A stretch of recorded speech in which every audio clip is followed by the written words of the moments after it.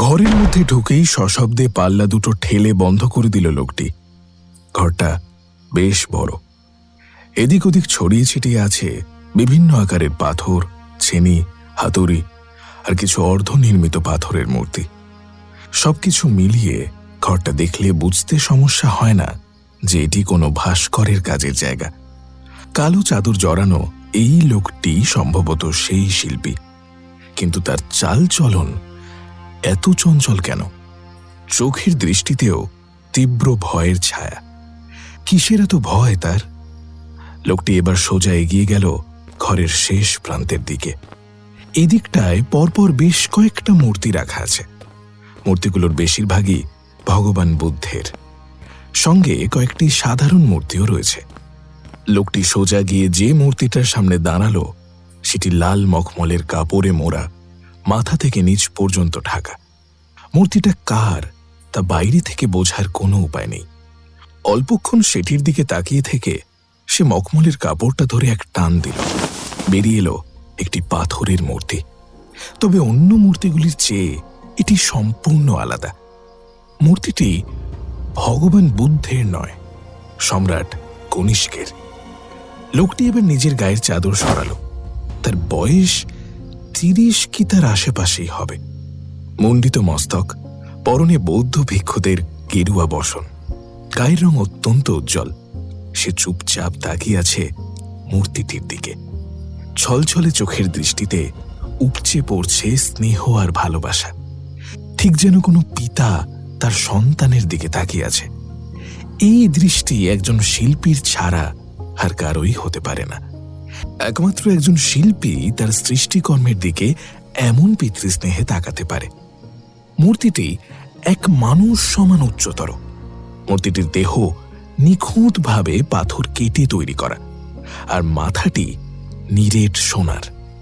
মূর্তিতে ফুটে উঠেছে সম্রাট কনিষ্কর তরবারিধারী এক বিজয়ী রূপ।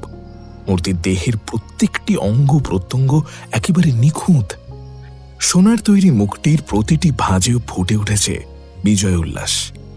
এটি বিন্দুমাত্র খুঁতহীন এক অনবদ্য শিল্পকর্ম। লোকটির দু চোখে এবার জল ভরে উঠল। অশ্রুধারা দু চোখ ছাপিয়ে তার চোয়াল বেয়ে বিন্দু বিন্দু হয়ে মাটিতে পড়তে শুরু করল।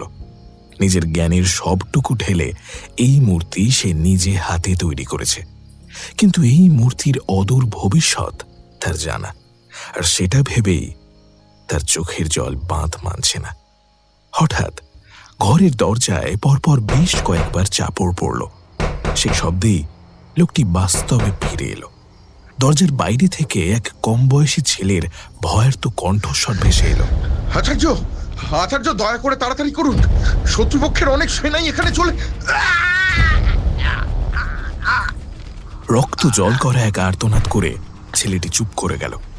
এর সঙ্গেই দরজায় আরো ঘন ঘন ধাক্কা পড়তে শুরু করল। পাল্লা দুটো বেশ বড় আর যথেষ্ট শক্তপোক্ত, কিন্তু ক্রমাগত এই ধাক্কা ওই দুই পাল্লা বেশিক্ষণ সহ্য করতে পারবে না, সেটাও লোকটি খুব ভালো করেই বুঝতে পারল। লোকটির চোয়াল এবার শক্ত হলো। দু চোখের জল মুছে সে দু হাতে চেপে ধরল সেই মূর্তির মাথাটি। তারপর কয়েকবার এদিক ওদিক ঠেলে একটা জোরালো টান দিল সে। সঙ্গে সঙ্গে সম্রাট কনিষ্কের সুদৃশ্য মূর্তির পাথুরে দেহ থেকে আলাদা হয়ে গেল সেই নিরেট সোনার তৈরি নিখুঁত মাথাটি। মাথাটি লাল মখমলের কাপড়ে মুড়িয়ে লোকটি এবার ঘরের অন্য এক প্রান্তের দিকে এগিয়ে গেল। সেখানে গিয়ে এক গোপন পথের দ্বার টেনে খুলল সে। এরপর সেই সুড়ঙ্গ পথে ঢুকে আবারও দ্বার টেনে দিল। একই সঙ্গে ঘরের মূল দরজা ভেঙে পড়ল। ঘরের ভেতর ঢুকল শত্রুপক্ষের সৈন্যরা। লোকটি জানে এই গোপন পথের কথা না জানা থাকলে এই দ্বার খুঁজে পাওয়া প্রায় অসম্ভব। সুড়ঙ্গ পথ ধরে সে সামনের দিকে এগিয়ে চলল।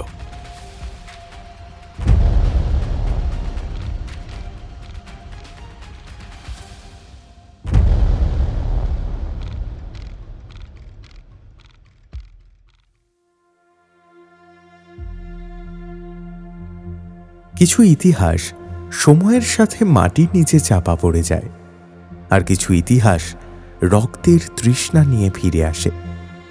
প্রায় 2000 বছরের পুরনো এক অমূল্য সম্পদ, যার খোঁজে উন্মাদ হয়েছে মানুষ, ঝরেছে রক্ত। পাহাড়ের কোলে এক শান্ত গ্রাম, আর সেখানেই এক বৃদ্ধ উন্মাদের নৃশংস খুন। কেটে গেছে 20টা বছর, কিন্তু পাপের ছায়া কি কখনো পিছু ছাড়ে? নমস্কার, আমি অভিজিৎ। আপনি শুনছেন কেয়ার অফ কাহিনী। শুরু হচ্ছে পাপ, লোভ আর প্রতিশোধের এক ভয়ঙ্কর গোলকধাঁধা। শুনতে থাকুন আমাদের আজকের নিবেদন, সাগর ঘোষের কলমে মনিরামের মস্তক।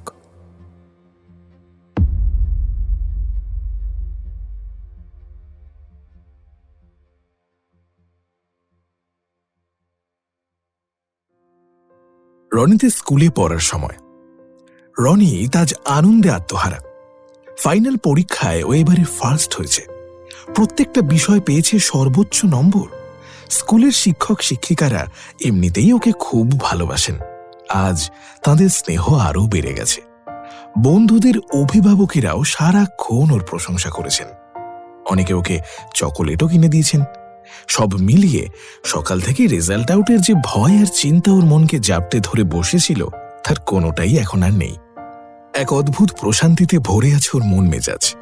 তবে একটা চাপা মন খারাপও রনিত অনুভব করতে পারছে। এই মন খারাপের কারণ হচ্ছে ওর মা। প্রত্যেক দিনই সে দেখে ওর বন্ধুদের সাথে তাদের মায়েরা আসেন, কত আদর করেন তাদের, আর সেটা দেখেই রনিতের দু চোখ জলে ভরে ওঠে।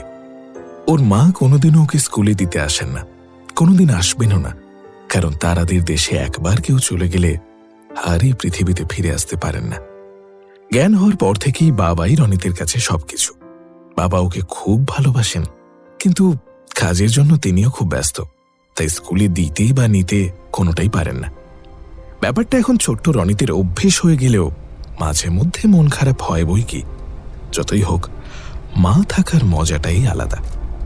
পথের ধারে উল্টো দিকে ছুটতে থাকা গাছপালাগুলোর দিকে তাকিয়ে এ সমস্তই ভাবছিল রনিত। বুঝতেই পারেনি কখন বাড়ি চলে এসেছে। হুঁশটা এলো রামুদার ডাকে। এই রামুদাই ওকে স্কুলে দিয়ে আসে, আবার নিয়েও আসে। বাবা না থাকলে ওর সাথেই খেলে সে। রামুদা বলল, কই গো ছোট বাবু, কি এত ভাবছো? বাড়ি তো চলে এলো, নামবে না? হুঁশ ফিরতেই রনিত সমস্ত কষ্ট ভুলে আবারও উত্তেজিত হয়ে উঠল। বাবা এতক্ষণে নিশ্চয়ই বাড়ি চলে এসেছে। রেজাল্টটা দেখলে বাবা ভীষণ খুশি হবেন। বাবা বলেছে পরীক্ষার রেজাল্ট যদি ভালো হয় তাহলে একটা ভালো ক্রিকেট ব্যাট কিনে দেবে। গাড়ি থেকে নেমে বাড়ির দিকে ছুট লাগালো রনিত। হাতে কেবলমাত্র মার্কশিট। বাবা বাড়িতে থাকলে সবচাইতে বেশিক্ষণ থাকেন লাইব্রেরিতে। বাড়িতে ঢুকেই রনিত ছুটল ওদের লাইব্রেরিটার দিকে, কিন্তু লাইব্রেরির দরজার কাছে গিয়েই থমকে দাঁড়িয়ে পড়ল সে। ঘরের মধ্যে যে টেবিল চেয়ারে বসে বাবা পড়াশোনা করে, সেই চেয়ারেই বাবা বসে আছে।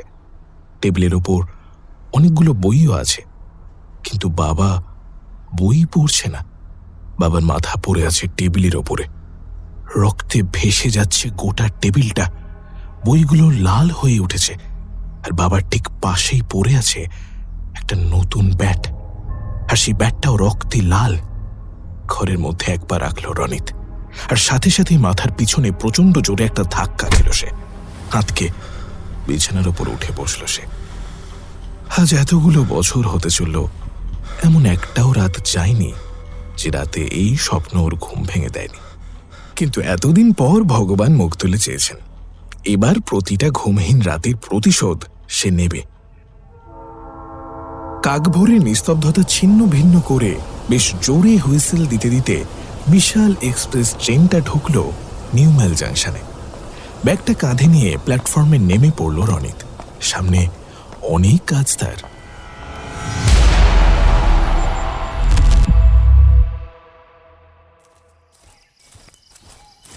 দেবদত্ত আর পৃথ্বীশ ঘুরতে এসেছে।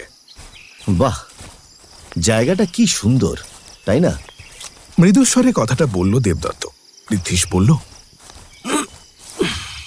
সে আর বলতে, জায়গাটা কেমন খুঁজে বের করেছি বলতো।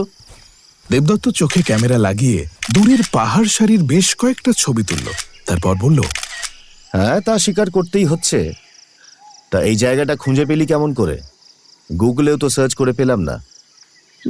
পেয়েছি একটা জায়গা থেকে, অবশ্য বলা যাবে কি না। এই শোন, এত ভাও খাস না, হ্যাঁ? খোঁজটা কোথা থেকে পেলি সেটা বল, নইলে শালা এই পাহাড় থেকে ঠেলে ফেলে দেবো। আর আমি খুন করলে কতটা পারফেক্টলি করবো সেটা তুই বুঝতেই পারছিস। এই থাক ভাই থাক, এতটা ফেরোশিয়াস হওয়ার কিছু নেই। হ্যাঁ বলছি, রিসেন্ট একটা কেস এসেছিল বুঝলি, ক্লায়েন্টের কাছ থেকে এই জায়গাটার কথা জানতে পারি। আসার প্ল্যান ছিল, কিন্তু তুই তো ছিলি কেরালায়।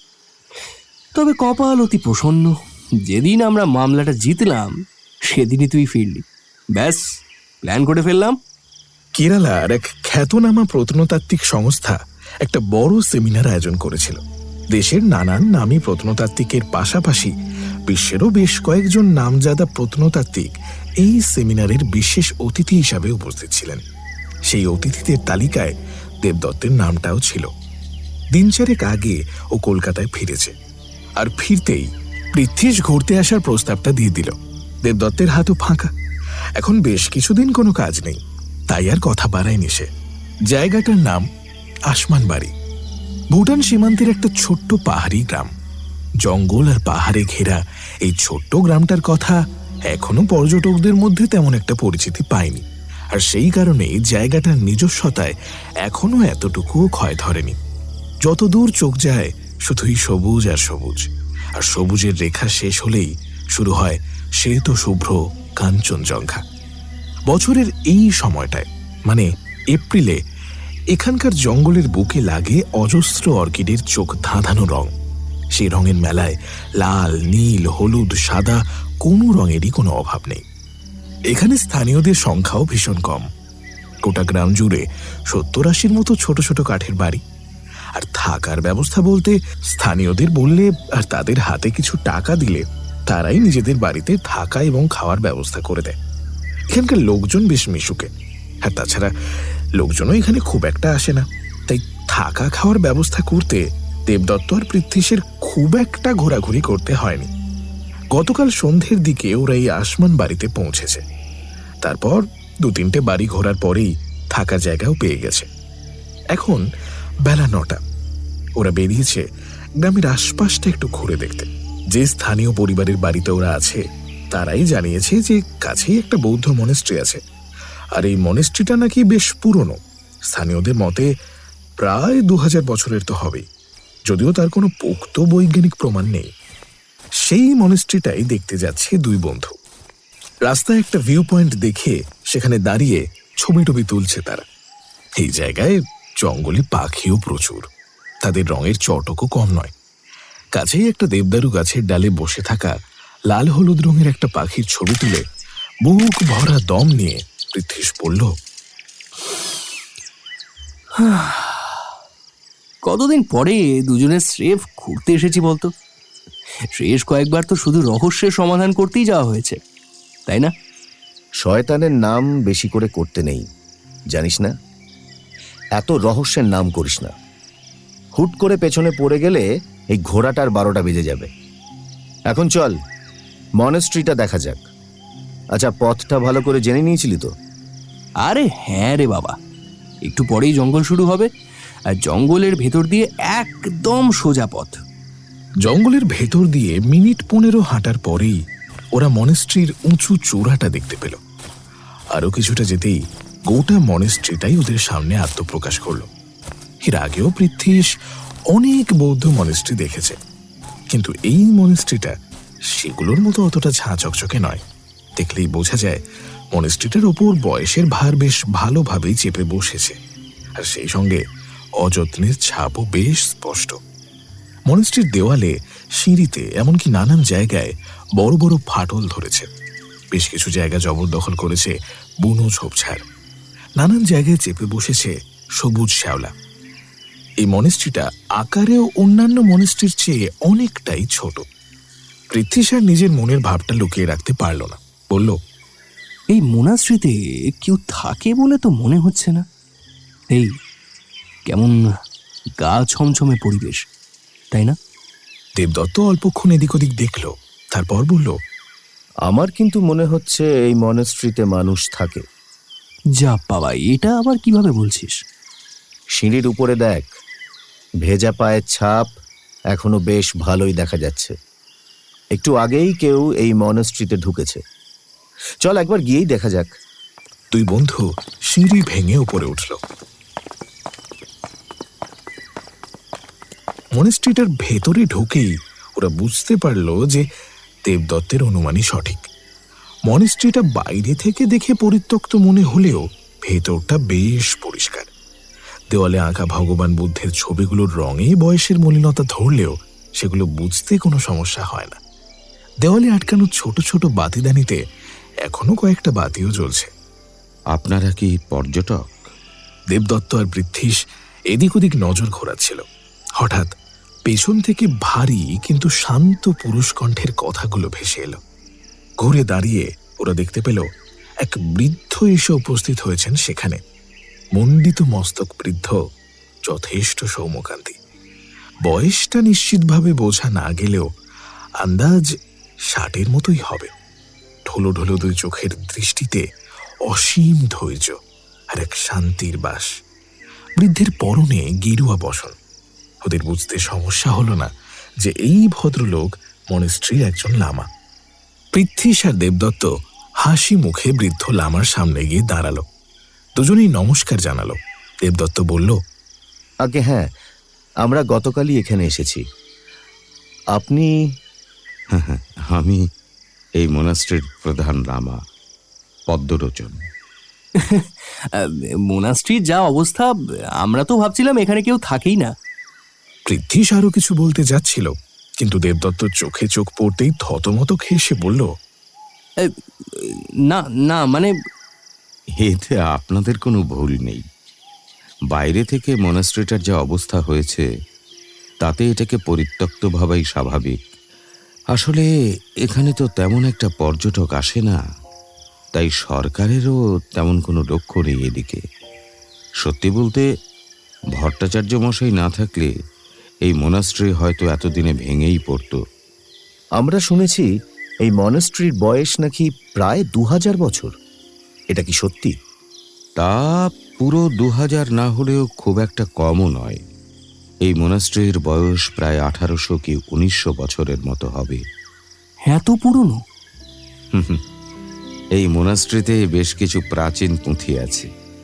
সেগুলোর হিসেব অনুযায়ী যদি ধরা হয় তাহলে তো বলতে হয় এমনই বয়স হবে এই মনাস্ট্রির। আপনি কি এই মনেস্ট্রিতে থাকেন?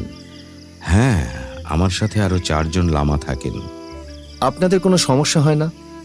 না, কোনো সমস্যাই হয় না। এখানকার লোকজন খুব ভালো। এদের কাছে ভিক্ষা চেয়ে কখনো আমাদের হতাশ হতে হয়নি। তাছাড়া ভট্টাচার্য মশাই আমাদের অনেক সাহায্য করেন। তবে আমরা এক এক করে মারা যাওয়ার পর এই মনাস্ট্রির কি হবে তা জানি না।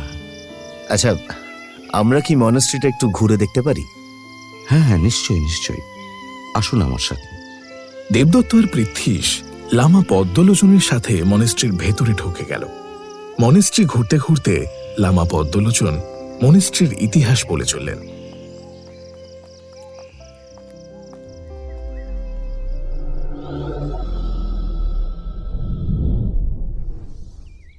ভোরের আলো ফুটেছে কিছুক্ষণ আগে। প্রকৃতির বুকে এখনো কুয়াশার মোটা আস্তরণ। দূরের পাইন ও দেবদারুর জঙ্গল, চা বাগান, পাহাড় সবই সম্পূর্ণ ঝাপসা। আসমান বাড়ি এখনো ঘুমের আড়ষ্টতা কাটিয়ে উঠতে পারেনি। তার জন্য আরো কিছুটা দেরি আছে। পঞ্চা বাদে ভট্টাচার্য বাড়ির আর কেউই এখনো ঘুম থেকে ওঠেনি। পঞ্চা এ বাড়ির কাজের লোক। সাধারণত অন্যান্য দিন সে আর একটু পরে ঘুম থেকে ওঠে, কিন্তু একটা বিশেষ কাজ সারতে আজ তাকে এত ভোরে উঠতে হয়েছে। ঘুম থেকে উঠে ইষ্ট দেবতার নাম কয়েকবার জপ করে দুহাত জোর করে কপালে ছোঁয়ালো সে। তারপর গায়ে একটা চাদর জড়িয়ে ঘর থেকে বেরিয়ে এগিয়ে গেল বাথরুমের দিকে। প্রাতকৃত্য সেরে সোজা চলে গেল বাড়ির পেছনের বাগানে। বাগানটা বেশ বড়, নানান রঙের ফুলে পরিষ্কার পরিচ্ছন্ন বাগানটা আরো সুন্দর দেখাচ্ছে। বাগানের শেষে উঁচু দেওয়াল, দেওয়ালের গায়ে বেশ বড় একটা লোহার গেট। পঞ্চা গিয়ে সেই গেটে ঝোলানো তালাটাই খুলে দিল। এটাই ওর সেই বিশেষ কাজ। একটু বিরক্তই হলো পঞ্চা, নিজেই গজগজ করে উঠল, একে শরীরের এই অবস্থা, তারপরে সাত সকালে কারো গেট খুলতে উঠতে ভালো লাগে? কিন্তু কি আর করার, সে আজ্ঞাবহ মানুষ, মালিকদের আদেশ পালন করাই তার কাজ। গেটের তালা খুলে বিরক্ত ভরা মুখে পঞ্চা আবারও বাড়ির দিকে ফিরে গেল। এবারে তার আরেকটা কাজ আছে।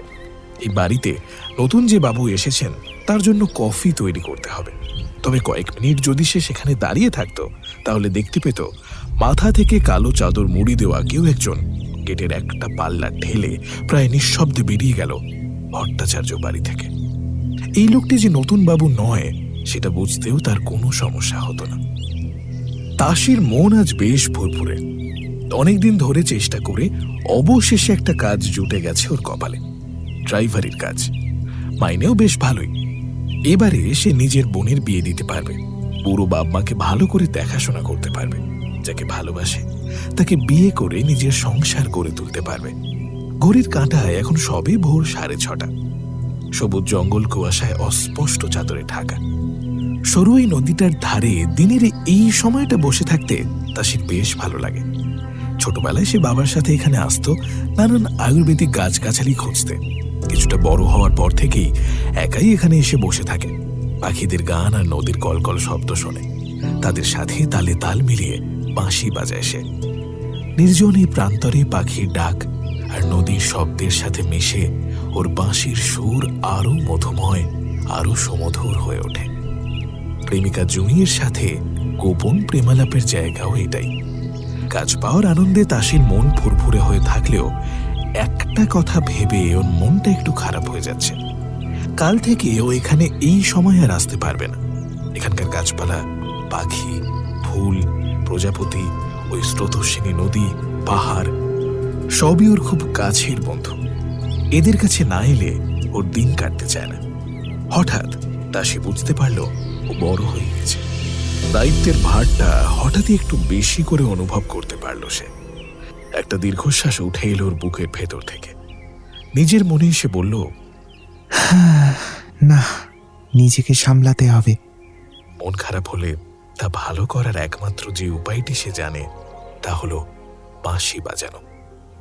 সে বাঁশি বাজাতে শিখেছিল তার বাবার কাছ থেকে। তারপর থেকে এটাই ওর সময় কাটানোর একমাত্র সঙ্গী। বাঁশিটা হাতে নিয়ে একটা বড় দম নিল সে। তারপর ঠোঁটের কাছে বাঁশি ধরল, কিন্তু ফুঁ দেওয়ার ঠিক আগেই তাসি থেমে যেতে বাধ্য হলো। ওপর দিক থেকে ডালপালা ভাঙার শব্দ আসছে। এক লাফে সরে গেল সে। জঙ্গলটা একটা খাদের গা ধরে ওপরের দিকে উঠে গিয়েছে। অনেক সময় উপর থেকে পাথর পড়ে। কয়েক সেকেন্ডের মধ্যেই অবশ্য তাসির এই ভুল ধারণাটা ভেঙে গেল। গাছের ডালপালা ভেঙে যে জিনিসটা ঝোপের ওপর পড়ল সেটা কিছুটা দূরে হলেও পাথর যে নয় তা বুঝতে ওর কোনো সমস্যা হলো না। 2-3 পা এগোতেই জিনিসটা যে কি সেটা সে বুঝতে পারল। ওটা একটা দেহ, মানুষের মৃতদেহ। দেহটার গোটা শরীর থেকে রক্ত বেরোচ্ছে আর তার গলায় একটা লম্বা ক্ষত, সম্ভবত ছুরির। এর অর্থ একটাই, লোকটাকে কেউ খুন করে উপর থেকে ফেলে দিয়েছে।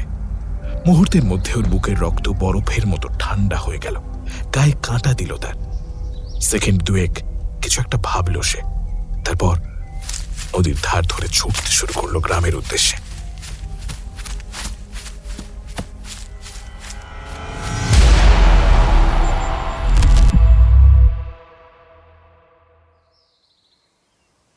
তবে যাই বলুন স্যার, আমাদের এই আউটপোস্টের এলাকাটা অন্যগুলোর চেয়ে অনেক শান্ত।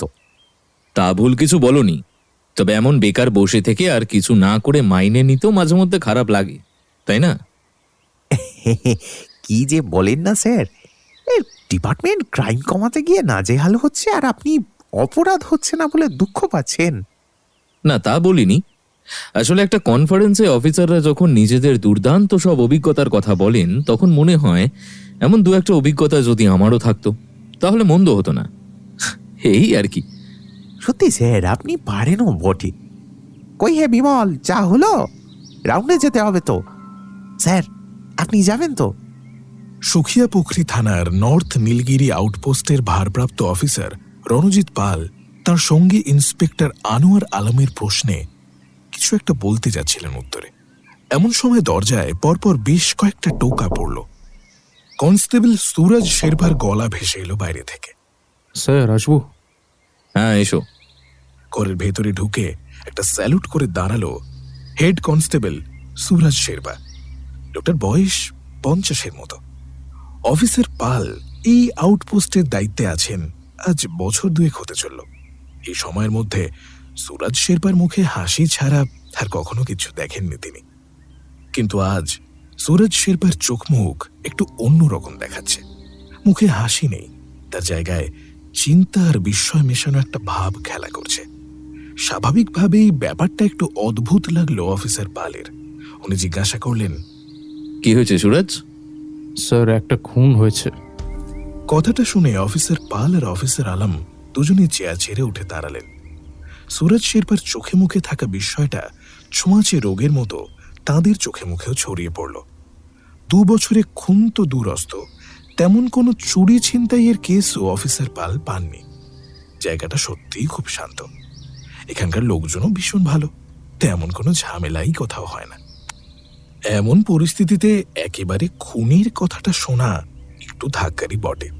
2 অফিসার একবার নিজেদের মধ্যে দৃষ্টি বিনিময় করে নিলেন। এরপর অফিসার আলম প্রশ্ন করলেন, কোথায় হয়েছে খুনটা? নরবুথাং গ্রামের একটা ছেলে আজকে সকালেই নদীর ধারে গিয়েছিল। তা হঠাৎই সে ওপর থেকে ডালপালা ভেঙে কিছু পড়ার শব্দ শোনে। প্রথমে ভেবেছিল হয়তো ওপর থেকে পাথর পড়ছে, পরে বোঝে যে সেটা আসলে একটা লোকের লাশ। লোকটার গলায় ছুরি চালানো হয়েছে। মনে হচ্ছে কেউ খুন করে ওপর থেকে ফেলে দিয়েছে। ছেলেটা গ্রামে গিয়ে খবরটা দিল, আর গ্রামের কয়েকজন কাছের এসটিডি বুথ থেকে ফোন করে খবরটা দিল আমাদের। কথাগুলো শুনে অফিসার পাল অনেকক্ষণ চুপ করে দাঁড়িয়ে রইলেন। তারপর দারুণ উত্তেজিত স্বরে বললেন, তুমি এক্ষুনি জিপ বের করো, আমরা বেরোবো। জি স্যার। আবার একটা স্যালুট করে সুরজ শেরপা ঘর ছেড়ে বেরিয়ে গেল। অফিসার আলম বললেন, স্যার, আপনার ইচ্ছেটা যে এমনভাবে আজই ভুলে যাবে সেটা কিন্তু ভাবিনি। সে তো আমিও ভাবতে পারিনি আনোয়ার, কিন্তু কি আর করা যাবে। এখন চলো, বিষয়টা দেখা দরকার। হুট করে একটা খুন, রহস্যময়ী বটে। 2 অফিসার মাথায় টুপি পরে ঘর থেকে বেরিয়ে গেলেন।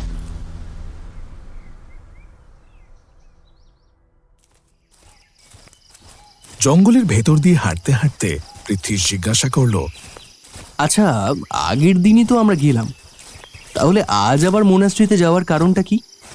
চল না, জায়গাটা তো খারাপ নয়। তাছাড়া বৃদ্ধ লামা মানুষটাও বেশ ভালো, ওনার সাথে কথা বলতে বেশ ভালো লাগছিল। আর আর মোনাস্ট্রির ইতিহাসটাও তোর বেশ মনে ধরেছে কি, তাই তো? হ্যাঁ, তা বেশ লেগেছে বই কি। ওটা সম্পূর্ণ জানতেই তো যাচ্ছি। আর যদি প্রাচীন পুঁথিগুলো একটু হাতে নিয়ে নেড়েচেড়ে দেখতে পারি তাহলে তো ভালোই হয়। দেখি যদি সরকারকে বলে মনাস্ট্রিটার কিছু উন্নতি করানো যায়। লামা পদ্মলোচনের কথাগুলো সত্যি হলে মনাস্ট্রিটার রীতিমতন হিস্টোরিক্যাল ভ্যালু আছে, ওটাকে অনায়াসেই হেরিটেজ বানানো যায়। সেটা আমি আগেই বুঝেছি।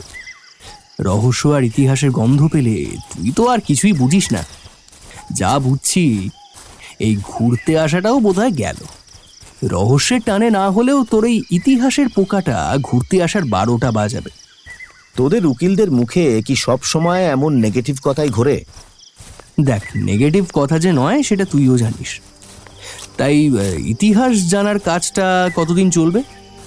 আমাদের হাতে কিন্তু আর মাত্র 3টে দিনই আছে, মনে আছে তো? আরে আজকের মধ্যেই সব হয়ে যাবে, চল না। আজ মনেস্ট্রিতে পৌঁছে দেবদত্ত আর পৃথ্বীশ কিন্তু অপেক্ষা করল না। সিঁড়ি ভেঙে মনেস্ট্রির ভেতরে ঢুকল। অল্পক্ষণ পরেই লামা পদ্মলোচনের সাথে দেখা হলো ওদের। বৃদ্ধ লামা যথারীতি ওদের দেখে খুশি হলেন। আসলে আসমান বাড়িতে এই মনেস্ট্রি নিয়ে তেমন কেউ আগ্রহী নেই। ওনার সাথে কথা বলতেও খুব একটা লোক আসে না। ফলত এতদিন পর কথা বলার মতো লোক পেয়ে তিনি যথেষ্ট স্বস্তি বোধ করছেন। ছেলে দুটির সাথে কথা বললে ওরও খুব ভাল লাগে। একদিনে পরিচয়ে তিনি ছেলে দুটিকে তুমি বলে সম্বোধন করতে পেরেছেন। চট করে এমনটা তিনি করেন না। তিনি বললেন, এসো এসো এসো, তোমাদের কথাই ভাবছিলাম। আমাদের কথা?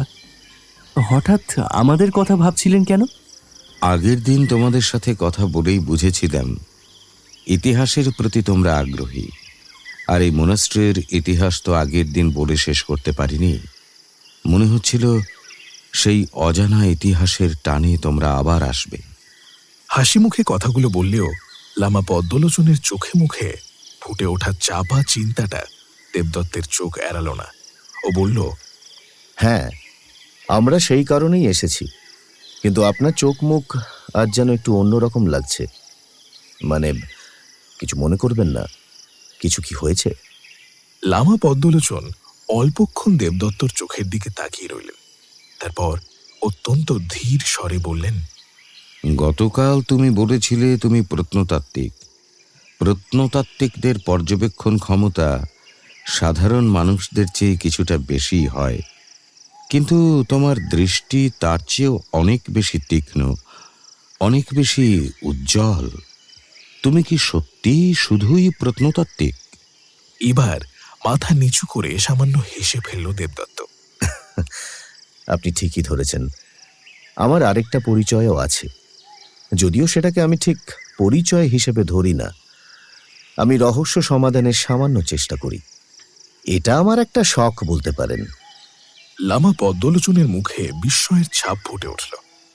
গোয়েন্দাদের কথা উনি শুনেছিলেন, কিন্তু কখনো চোখে দেখেননি। ওর গলাতেও বিস্ময়টা ফুটে উঠল স্পষ্ট।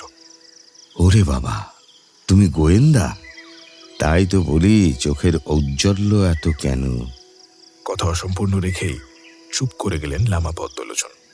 ওনার দৃষ্টি দেবদত্তের পেছনে স্থির। দেবদত্ত আর বৃদ্ধিশও এবার ঘাড় ঘুরিয়ে দেখল বেলা এখন 11টার মতো বাজে। মনেস্ট্রির সামনের চাঁদনিতে রোদ ঝলমল করছে। ওরা দেখতে পেল লামা পদ্মলোচনের বয়সী এক বৃদ্ধ মনেস্ট্রির ভেতর দিকে এগিয়ে আসছেন। বৃদ্ধের মাথার দুধ সাদা চুল আর পরনের সাদা পাজামা পাঞ্জাবিটা রোদে আরো উজ্জ্বল দেখাচ্ছে।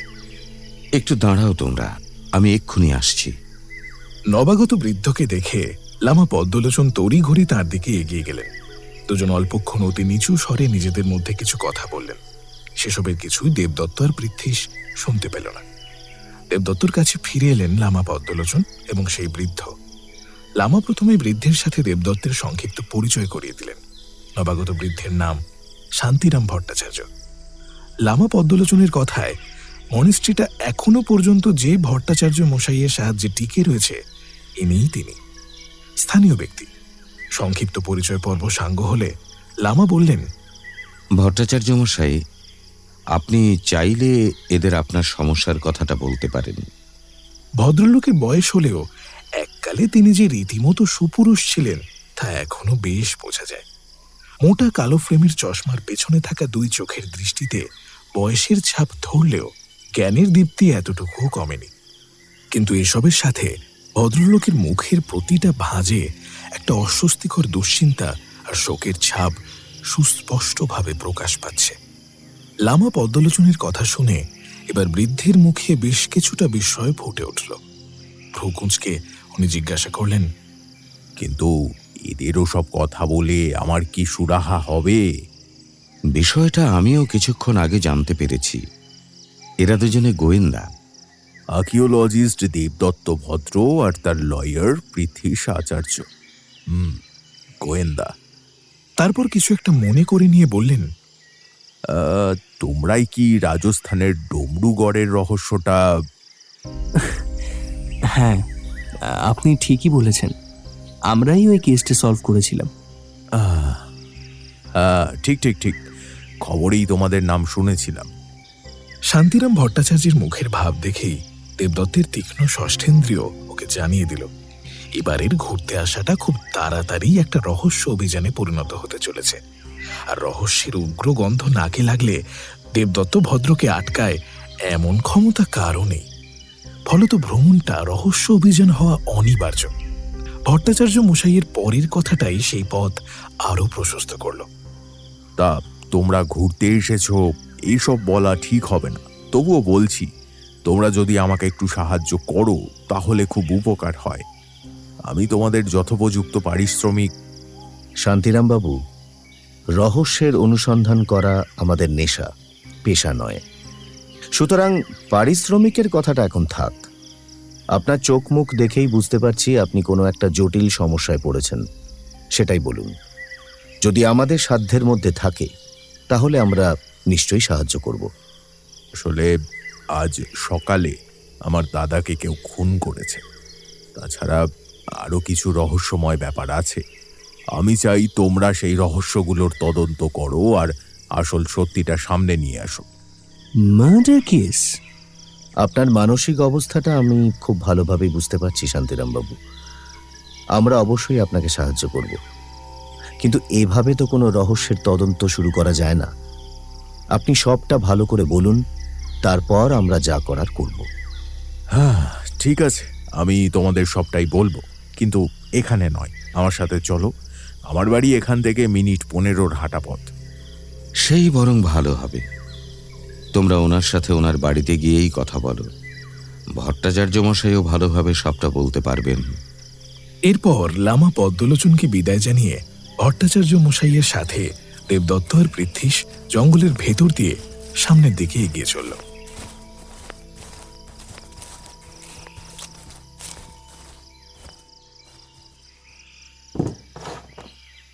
ভট্টাচার্য বাড়ির দোতলার বড় ব্যালকনিতে মুখোমুখি বসে আছে দেবদত্ত, পৃথ্বীশ আর শান্তিরাম ভট্টাচার্য। এই বাড়িটা দেখেই দেবদত্তের প্রত্নতাত্ত্বিক চোখ ওকে জানিয়ে দিয়েছিল এটার বয়স কম করেও 150 বছর তো হবেই। কৌতূহলটা আর দমন করতে রাখতে পারল না সে। জিজ্ঞাসা করল, এই বাড়ি তাও কত বছরের পুরনো শান্তিরাম বাবু? এ বাড়ি প্রায় 150 বছরের পুরনো।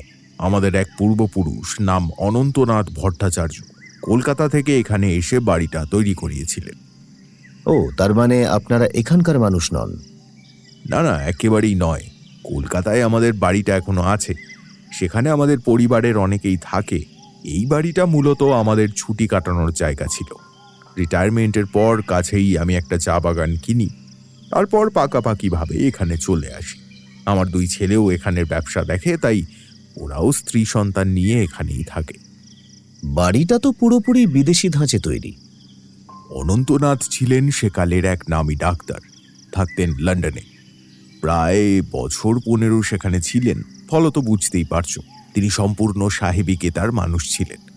দেশে ফিরে কোনো কারণে এখানে আসেন, জায়গাটা পছন্দ হয় ওনার, বাড়িটা তৈরি করিয়ে ফেলেন। পরে আমার ঠাকুরদার আমলে বাড়িটা সামান্য সংস্কার হয়েছিল। তারপর আমি বাড়িটাকে আগলে রেখেছি বলতে পারো। এই দেখছো, তখন থেকে তুমি বলে যাচ্ছি। আসলে না না, তাতে আমাদের কোনো সমস্যা হচ্ছে না শান্তিরাম বাবু। উল্টে আপনি আগে করলেই আমাদের বরং অস্বস্তি হবে। আপনি বলুন, আপনার সমস্যাগুলোর কথা যদি একটু বলতেন। ভট্টাচার্য মশাই এবার অল্পক্ষণ সময় নিয়ে বলতে শুরু করলেন। আমি এখানে এসেছি বছর 12 হচ্ছে। ছেলেরা এসেছে আরও বছর 6 পরে। তার আগে আমার দাদা এখানে থাকতেন। দাদা আমার চেয়ে বছর 10 বড় ছিল। দাদা পেশায় ছিল আর্কিওলজিস্ট, যদিও সেই পেশায় ছিল বছর 19-20 আগে। হঠাৎ করেই তো ওর মানসিক সমস্যা দেখা দিল, আর তারপরেই কিন্তু অসুস্থ হওয়ার পরও দাদাকে এখান থেকে কলকাতায় নিয়ে যাওয়া সম্ভব হয়নি। আজীবনই ও খুব জেদি গোছের ছিল। আমার এখানে পার্মানেন্টলি চলে আসার পেছনে এটাও একটা কারণ বলতে পারো। আপনি কি কাজ করতেন? আমি ছিলাম দিল্লির ধনলক্ষ্মী নামের একটা প্রাইভেট ব্যাংকের চার্টার্ড অ্যাকাউন্টেন্ট। একটা প্রশ্ন করছি, কিছু মনে করবেন না। আপনার বয়স কত? 60। তা আপনি তো অনেক তাড়াতাড়ি অবসর নিয়েছেন। এর কারণও কি আপনার দাদার? একদম ঠিক ধরেছ। আসলে দাদাকে আমি খুব ভালোবাসতাম। ও বিয়েও করেনি, ওর খেয়াল রাখার মতো তেমন কেউ ছিল না। আমার 2 ছেলেই তখন কলকাতায় পড়াশোনা করছে। তাদের জন্যই আমার স্ত্রীকে সেখানেই থাকতে হতো। অগত্যা চাকরি ছেড়ে ফিরে এলাম। তোমাদের সব বলবো বলে যখন ডেকেছি তখন কিছুই লুকাবো না। আমাদের পারিবারিক সম্পত্তি নেহাত কম নয়। সোনার ব্যবসা আছে। কলকাতা আর মুম্বাই 2 শহর মিলিয়ে 12টা বড় দোকান আছে। সবকটাই খুব ভালো চলে। ব্যবসার ভাগ ছিল 3টে, আমার দাদার আর আমার খুড়তুতো ভাইয়ের। আমার সেই খুড়তুতো ভাই মারা গেছে, তার ভাগটা এখন তার 2 ছেলের মধ্যে সমানভাবে ভাগ হয়ে গেছে। দাদার আর আমার ভাগটা আসতো আমার নামেই। বছর 4 আগে পরিবারের সবাই মিলে আলোচনা করে দাদার ভাগটা সবার মধ্যে সমান ভাগে ভাগ করে নেওয়া হয়েছে। আমার মৃত্যুর পরে পারিবারিক ব্যবসা থেকে আমার যে ভাগটা আসে সেটা আমার 2 ছেলের মধ্যে ভাগ হয়ে যাবে, তেমনটাই উইল করা আছে। মোট কথা, টাকার কোনো অভাব আমাদের ছিল না, চাকরি করার কোনো প্রয়োজন আমার বা দাদার ছিল না, কিন্তু ছোট থেকেই আমাদের ইচ্ছে ছিল আমরা নিজেদের পায়ে দাঁড়াবো, নিজেদের একটা পরিচয় তৈরি করব। তাই দুজনেই ছোট থেকে নিজেদের তেমনভাবেই তৈরি করেছিলাম। চাকরি করে আমি বেশ মোটা অঙ্কের মাইনেই পেতাম, দাদার আয়ও কিছু কম ছিল না। এছাড়া ব্যবসার টাকা সব মিলিয়ে ব্যাংকে বেশ মোটা অঙ্কের টাকাই জমেছিল। ঠিক করলাম চাকরি ছেড়ে ফিরে এলেও তেমন একটা সমস্যা হবে না, কিন্তু কোনো কাজ ছাড়া থাকতে ইচ্ছে করছিল না, তাই এই চা বাগানটা কিনলাম। বছর ঘুরতে না ঘুরতেই ব্যবসা ফুলে ফেঁপে উঠল। আর একটা বাগান কিনলাম। এখন ব্যবসার অবস্থা আরো ভালো, 2 ছেলেও ব্যবসা দেখছে। আচ্ছা, এই ব্যবসার ভাগ কটা? আপাতত আমার নামেই গোটা ব্যবসা, আমার পরে আমার 2 ছেলের মধ্যে ভাগ হয়ে যাবে। আচ্ছা, এবার বলুন তো, আপনার দাদার খুনটা হলো কেমন করে? সেটাই তো আমার কাছে সবচেয়ে বড় রহস্য। দাদাকে বাড়ি থেকে বেরোতে দেওয়া হতো না। মানসিক সমস্যা বলতে দাদা একেবারে উন্মাদী ছিল, ওকে ঘরে বন্ধ করে রাখতে হতো। ওর ঘরের দরজা প্রায় সারাক্ষণই তালা দেওয়া থাকতো। তাও যে ও কেমন করে বাড়ি থেকে বেরিয়ে গেল সেটাই তো বুঝতে পারছি না। বাড়ির কেউ কিচ্ছু জানে না। তার মানে ওনার খুন বাড়ির বাইরে হয়েছে? হ্যাঁ, বাড়ি থেকে অনেকটাই দূরে জঙ্গলের ভেতর কেউ ওর গলা কেটে খাদে ফেলে দিয়েছিল। আপনারা জানলেন কেমন করে? সকালে উঠে আমি প্রথমেই বাড়ির ভেতরের মন্দিরে যাই, মিনিটখানেক বসে থাকি, তারপর সোজা যাই দাদার ঘরে। বাড়ির মধ্যে আমাকে আর আমার বড় ছেলের মেয়ে মৌ দিদি ভাইকে আর আমাদের অনেক বছরের কাজের লোক পঞ্চা ছাড়া আর কাউকে দাদা সহ্য করতে পারতো না। মানে আমরা ছাড়া অন্য কেউ ওর ঘরের আশেপাশে গেলেও ও প্রচণ্ড উত্তেজিত হয়ে উঠত। তা আজও সকালে মন্দির থেকে বেরিয়ে সোজা গেলাম দাদার ঘরের দিকে, কিন্তু দরজার সামনে গিয়ে অবাক হলাম। দেখলাম তালা খোলা, দরজার 2টো পাল্লা হাট হয়ে আছে, আর ঘরের কোথাও দাদা নেই। আমি ঘুম থেকে উঠি অনেক সকালে 5টার মধ্যে, এ আমার বহু বছরের অভ্যেস।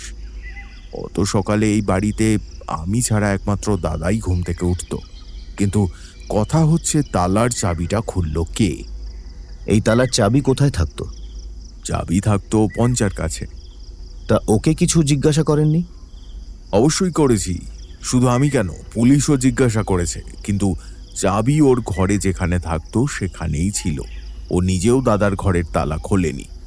এখানেই তো রহস্যটা আরো জট পাকাচ্ছে। এই বাড়ির অন্য কেউ দাদার ঘরের কাছে যেত না। আচ্ছা, পঞ্চা যে সত্যি বলছে তার কোনো প্রমাণ আছে? তুমি কি বলতে চাইছো আমি বুঝতে পারছি, কিন্তু পঞ্চা বহু বছরের বিশ্বাসী লোক, ও মিথ্যে বলবে না, এ আমার স্থির বিশ্বাস। তাছাড়া দাদার ক্ষতি করে ওর কি লাভ? বুঝলাম। তা আপনি তো বললেন কেউ খুন করে দেহ খাদে ফেলে দিয়েছিল, তাহলে এত তাড়াতাড়ি সবটা জানলেন কেমন করে? যে খাদে দাদার মৃতদেহ খুনি ফেলেছিল সেই খাদটা খুব একটা গভীর নয়। 500 মিটার তলাতেই একটা ছোট গ্রাম আছে। গ্রামটার নাম নরবুথান। ওই গ্রামেরই একটা ছেলে সকালবেলায় নদীর ধারে কোনো কাজে গিয়েছিল। সে হঠাৎ ওপর থেকে দাদার দেহটা পড়তে দেখে এবং তারপর গ্রামের লোকেদের জানায়। সেখান থেকে খবর যায় কাছের পুলিশ আউটপোস্টে। আউটপোস্টের ভারপ্রাপ্ত অফিসারের সঙ্গে আমাদের যথেষ্ট পরিচয় আছে। তিনি বডি দেখে নির্ধারণ করেন ওটা দাদারই দেহ। তারপর আমার কাছে খবর আসে। আচ্ছা শান্তিরাম বাবু, আপনার দাদাকে কে খুন করতে পারে বলে আপনার ধারণা? এ বিষয়ে আমার কোনো ধারণাই নেই। দাদার মতো মানসিক ভারসাম্যহীন ব্যক্তিকে কেউ কেন খুন করবে সেটা আমি কোনোভাবেই বুঝতে পারছি না। তাই তো তোমাদের সাহায্য চাইছি। পুলিশ কিছু বলছে না? অফিসার পাল যে সম্পূর্ণ মনোযোগ দিয়ে তদন্ত করবেন সেটা আমি জানি, কিন্তু আমার ধারণা এই রহস্যের সমাধান তাদের পক্ষে করা সম্ভব নয়। আর আপনার এই ধারণার কারণটা? কারণ পুলিশের তদন্তের ধারাটা আমি খুব ভালো করেই জানি। ওদের তদন্তের সম্পূর্ণ সত্যিটা সামনে আসবে না, তাই এ কথা বলছি। ওকে, আর আপনি মনস্ট্রিতে বলেছিলেন আরও কিছু রহস্য আছে, সে ব্যাপারে এবার বলুন। বলছি, কিন্তু এর ভিত্তি কতটা শক্তপোক্ত তা আমি জানি না। বলতে পারো এটা আমার একটা অনুমান মাত্র। আমার ধারণা আমার জীবনও সংকটে আছে। আপনার জীবনও? আপনি এই অনুমান করছেন কেন? তার কারণ লাস্ট দিন কয়েক ধরে আমার বারবার মনে হচ্ছে কেউ আমার ওপর নজর রাখছে। বাইরে বেরোলেই মনে হচ্ছে কেউ আমার পিছু নিচ্ছে। এই দিন দুয়েক আগের কথা, কাছেই একটা ছোট্ট বাজার আছে, দারুণ সব হ্যান্ডমেড শোপিস পাওয়া যায়। নানান ধরনের হ্যান্ডমেড সুন্দর শোপিস কেনা আমার হবি বলতে পারো। তা সেদিন বিকেলে মনস্ট্রি থেকে বেরিয়ে আমি সেই বাজারে গিয়েছিলাম। শোপিস পছন্দ করে কিনতে সন্ধ্যায় হয়ে গিয়েছিল। এখানে চুরি ছিনতাই বা তেমন কোনো অপরাধ খুব একটা হয় না। বেশ নিশ্চিন্তেই বাড়ি ফিরছিলাম। এদিকে সন্ধ্যা হয়ে গেলে পথঘাট সম্পূর্ণ নির্জন হয়ে যায়। সেদিনও কেউ কোথাও ছিল না। মাঝে মধ্যে একটা গাড়ি আসে যায়, তেমনই একটা গাড়ি আসছিল। সন্দেহ করার কিছুই ছিল না, কিন্তু গাড়িটা আমার কাছাকাছি এসে হঠাৎ আমার গায়ের একদম কাছে ঘেঁষে এলো। আমি পাথরের যেদিক দিয়ে হাঁটছিলাম সেদিকে রেলিং ছিল না। পথের শেষে খাড়াই খাদ। আমি আর কিচ্ছু না ভেবে সামনের দিকে ঝাঁপিয়ে সরে গিয়েছিলাম। তা না হলে গাড়িটার ধাক্কায় আমি হয়তো খাদেই। গাড়িটা কিছুটা দূরে গিয়ে দাঁড়িয়ে পড়েছিল। আমি তখনও মাটির ওপরেই পড়ে আছি। গাড়ি থেকে একজন নামলো। ভেবেছিলাম সে আমাকে খুন করতেই আসছে, কিন্তু তেমন কিছু হলো না। লোকটা এসে আমাকে তুলে ধরলো, তারপর অনেক করে ক্ষমা চেয়ে জানালো তার ভাইপোকে গাড়ি চালানো শেখাচ্ছিল। ভাইপোর হাত একেবারে নতুন, তাই ঘটনাটা ঘটে গেছে। সে আমাকে গাড়িতে করে বাড়িতেও ছেড়ে দিতে চেয়েছিল, কিন্তু আমি সেই সাহস দেখাতে পারিনি। লোকটাকে দেখে আর তার কথা শুনে তাকে সন্দেহজনক লাগছিল না। গাড়ির ভেতর থেকে একটা কম বয়সী ছেলেও মুখ বাড়াচ্ছিল, তাই ওর কথাগুলো বিশ্বাসযোগ্যও লাগছিল। কিন্তু আমার মনে কেমন একটা অস্বস্তি হচ্ছিল। বারবার মনে হচ্ছিল ওটা কোনো ভুল ছিল না। ঘটনাটা আমাকে মারার জন্যই ঘটানো হয়েছিল। কিন্তু তাই যদি হয়, তাহলে ফাঁকা রাস্তায় সুযোগ পেয়েও লোকটা সেই কাজ করলো না কেন? সেটা আমিও ভাবছি। ওরা চাইলে আমাকে তখনই খুন করতে পারত, পথে কেউ ছিল না। তাহলে কেন মারল না? তারপর আর কিছু হয়েছে এমন? না, আর এমন কিছু হয়নি, কিন্তু আমার মনের খচখচানিটা কোনোভাবেই কমছে না। আপনি কাউকে সন্দেহ করেন? আমি তো অনেক ভেবেও তেমন কোনো নাম মনে করতে পারিনি। কেন তো কারোর কোনো ক্ষতি করেছি বলে আমার তো মনে পড়ে না। শান্তিরাম বাবু, আমরা অনেক সময় নিজেদের সম্পূর্ণ অজান্তেই এমন অনেক ছোটখাটো কাজ করে ফেলি যা অন্য কারোর বিরাট বড় ক্ষতির কারণ হয়ে দাঁড়ায়।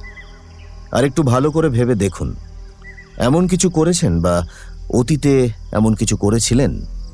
ভট্টাচার্য মশাই বেশ কিছুক্ষণ ভালো করে ভাবলেন, তারপর বললেন, না, তেমন কিছুই তো মনে করতে পারলাম না। দেবদত্ত অল্পক্ষণ ভেবে বলল, আর কোনো সমস্যা আছে কি? না, আর কোনো সমস্যা নেই। তেমন হলে আমার ব্যাপারটা তোমরা ছেড়েও দিতে পারো, কিন্তু দাদাকে কে খুন করলো সেটা আমাকে জানতেই হবে। তোমরা বললে আমি এখনো কিছু আমি আবারও বলছি শান্তিরাম বাবু, এমন রহস্য সমাধান করা আমার আর পৃথ্বীশের পেশা নয়, নেশা। সুতরাং টাকা পয়সার কথাটা থাক, আমি অন্য কয়েকটা কথা ভাবছি। কি? এক, আপনি আপনার আশঙ্কাটা পুলিশের কাছে কেন জানাননি? আর দুই, আমরা যদি এই কেসের তদন্ত করি তাতে কোনো সমস্যা হবে না তো? তদন্ত করতে শুরু করলে আমাদের কাছে প্রথমে সকলেই কিন্তু সাসপেক্ট। আমি বলতে চাইছি, অনেক জিজ্ঞাসাবাদ করতে হবে। আপনার বাড়ির কোনো সমস্যা হবে না তো? তাছাড়া বাইরের কাউকে যদি জেরা করতে চাই আর সে যদি উত্তর না দিতে চায়, তাতে আমাদের কিন্তু কিচ্ছু করার থাকবে না। পুলিশও ব্যাপারটা ঠিকভাবে নেবে কিনা জানি না। পুলিশকে নিয়ে চিন্তা করার কিচ্ছু নেই। অফিসার পালের সাথে আমার যথেষ্ট আলাপ আছে, সম্পর্কও ভালো। আমি বললে তিনি তোমাদের কাজে কোনো হস্তক্ষেপ করবেন না। আর বাকিদের কথা যদি বলো, সেক্ষেত্রেও আমি ব্যবস্থা করতে পারি। কিরকম ব্যবস্থা? আমি আমার লয়ারের সঙ্গে কথা বলে তোমাদের একটা অনুমতিপত্র করে দিতে পারি। সেটা থাকলে তো আর কারোর কোনো কথা থাকবে না। তবে আমার ধারণা, তোমরা যদি এখানকার কাউকে জানাও যে আমি তোমাদের অ্যাপয়েন্ট করেছি, তাহলে কেউই তোমাদের ফেরাবে না। এখানে আমাদের কিছু নাম ডাক আছে, তোমরা শুধু হ্যাঁ বলো। দেবদত্ত আর পৃথ্বীশ দুজনে একবার নিজেদের মধ্যে দৃষ্টি বিনিময় করল।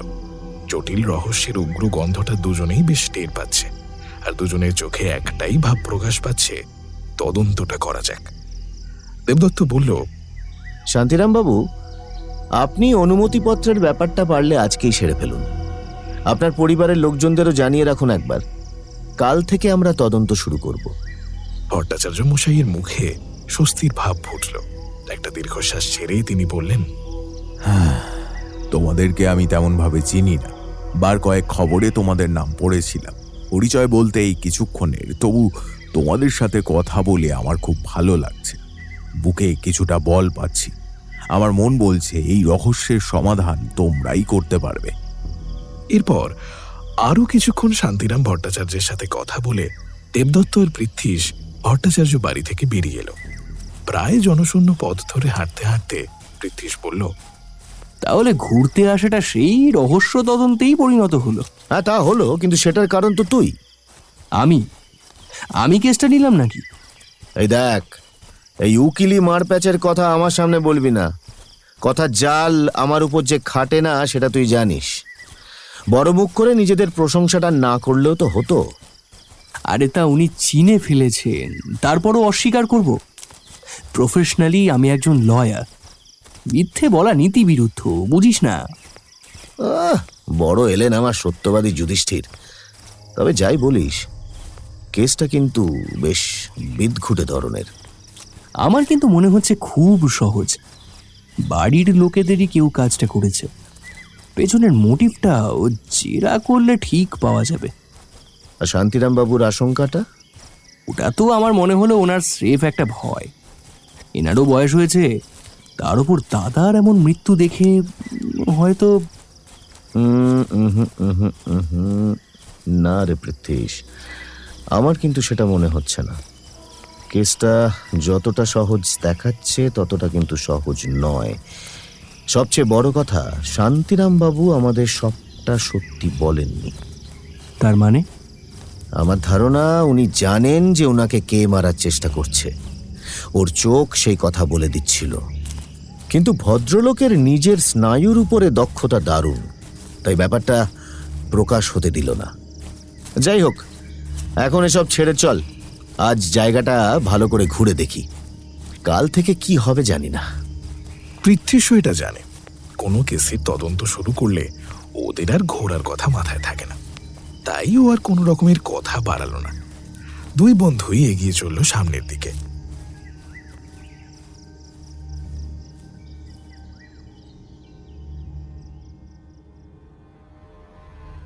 দেবদত্ত আর পৃথ্বীশ পুরো দমে কাজ শুরু করে দিয়েছে। ঘড়ির কাঁটায় এখন বেলা 10টা। ভট্টাচার্য বাড়ির বিশাল সুদৃশ্য বৈঠক ঘরের সোফাগুলো অধিকার করে বসে আছে এই বাড়ির সদস্যরা। বাড়ির বৃদ্ধস্থানীয়রা এই ঘরেই আছে। সকলের দৃষ্টি সামনের সোফায় বসে থাকা দেবদত্ত আর পৃথ্বীশের দিকে স্থির। পরিচয় পর্ব মিটেছে। শান্তিরাম ভট্টাচার্যের স্ত্রী সরমা মারা গিয়েছেন বছর 4 আগে। ওর 2 ছেলে, বড় ছেলের নাম শশাঙ্ক আর ছোট ছেলের নাম অশোক। শশাঙ্কর স্ত্রীর নাম সুমিতা, আর ওদের 5 বছরের মেয়ের নাম সুনয়না। ছোট ছেলে অশোকের বিয়ে হয়েছে বছর 2 হলো। ওর স্ত্রীর নাম রমা। আপাতত বাড়ির লোক বলতে এই 6 জন। এছাড়া একজন রান্নার লোক, 2 জন মালি, একজন ড্রাইভার, আর একজন হলো পঞ্চা। পঞ্চা হচ্ছে এই বাড়ির সর্বঘটের কাঁঠালি কলা। রান্নাঘর থেকে শুরু করে বাগানের কাজ, সব কাজেই তার অবদান অনস্বীকার্য। এছাড়া আরেকজন আছেন, নাম সুরাজ বর্মন। ভদ্রলোক একজন পেশাদার ফটোগ্রাফার। এখানে এসেছেন একটা বিশেষ পাখির উপর একটা ডকুমেন্টারি ফিল্ম তৈরি করার জন্য।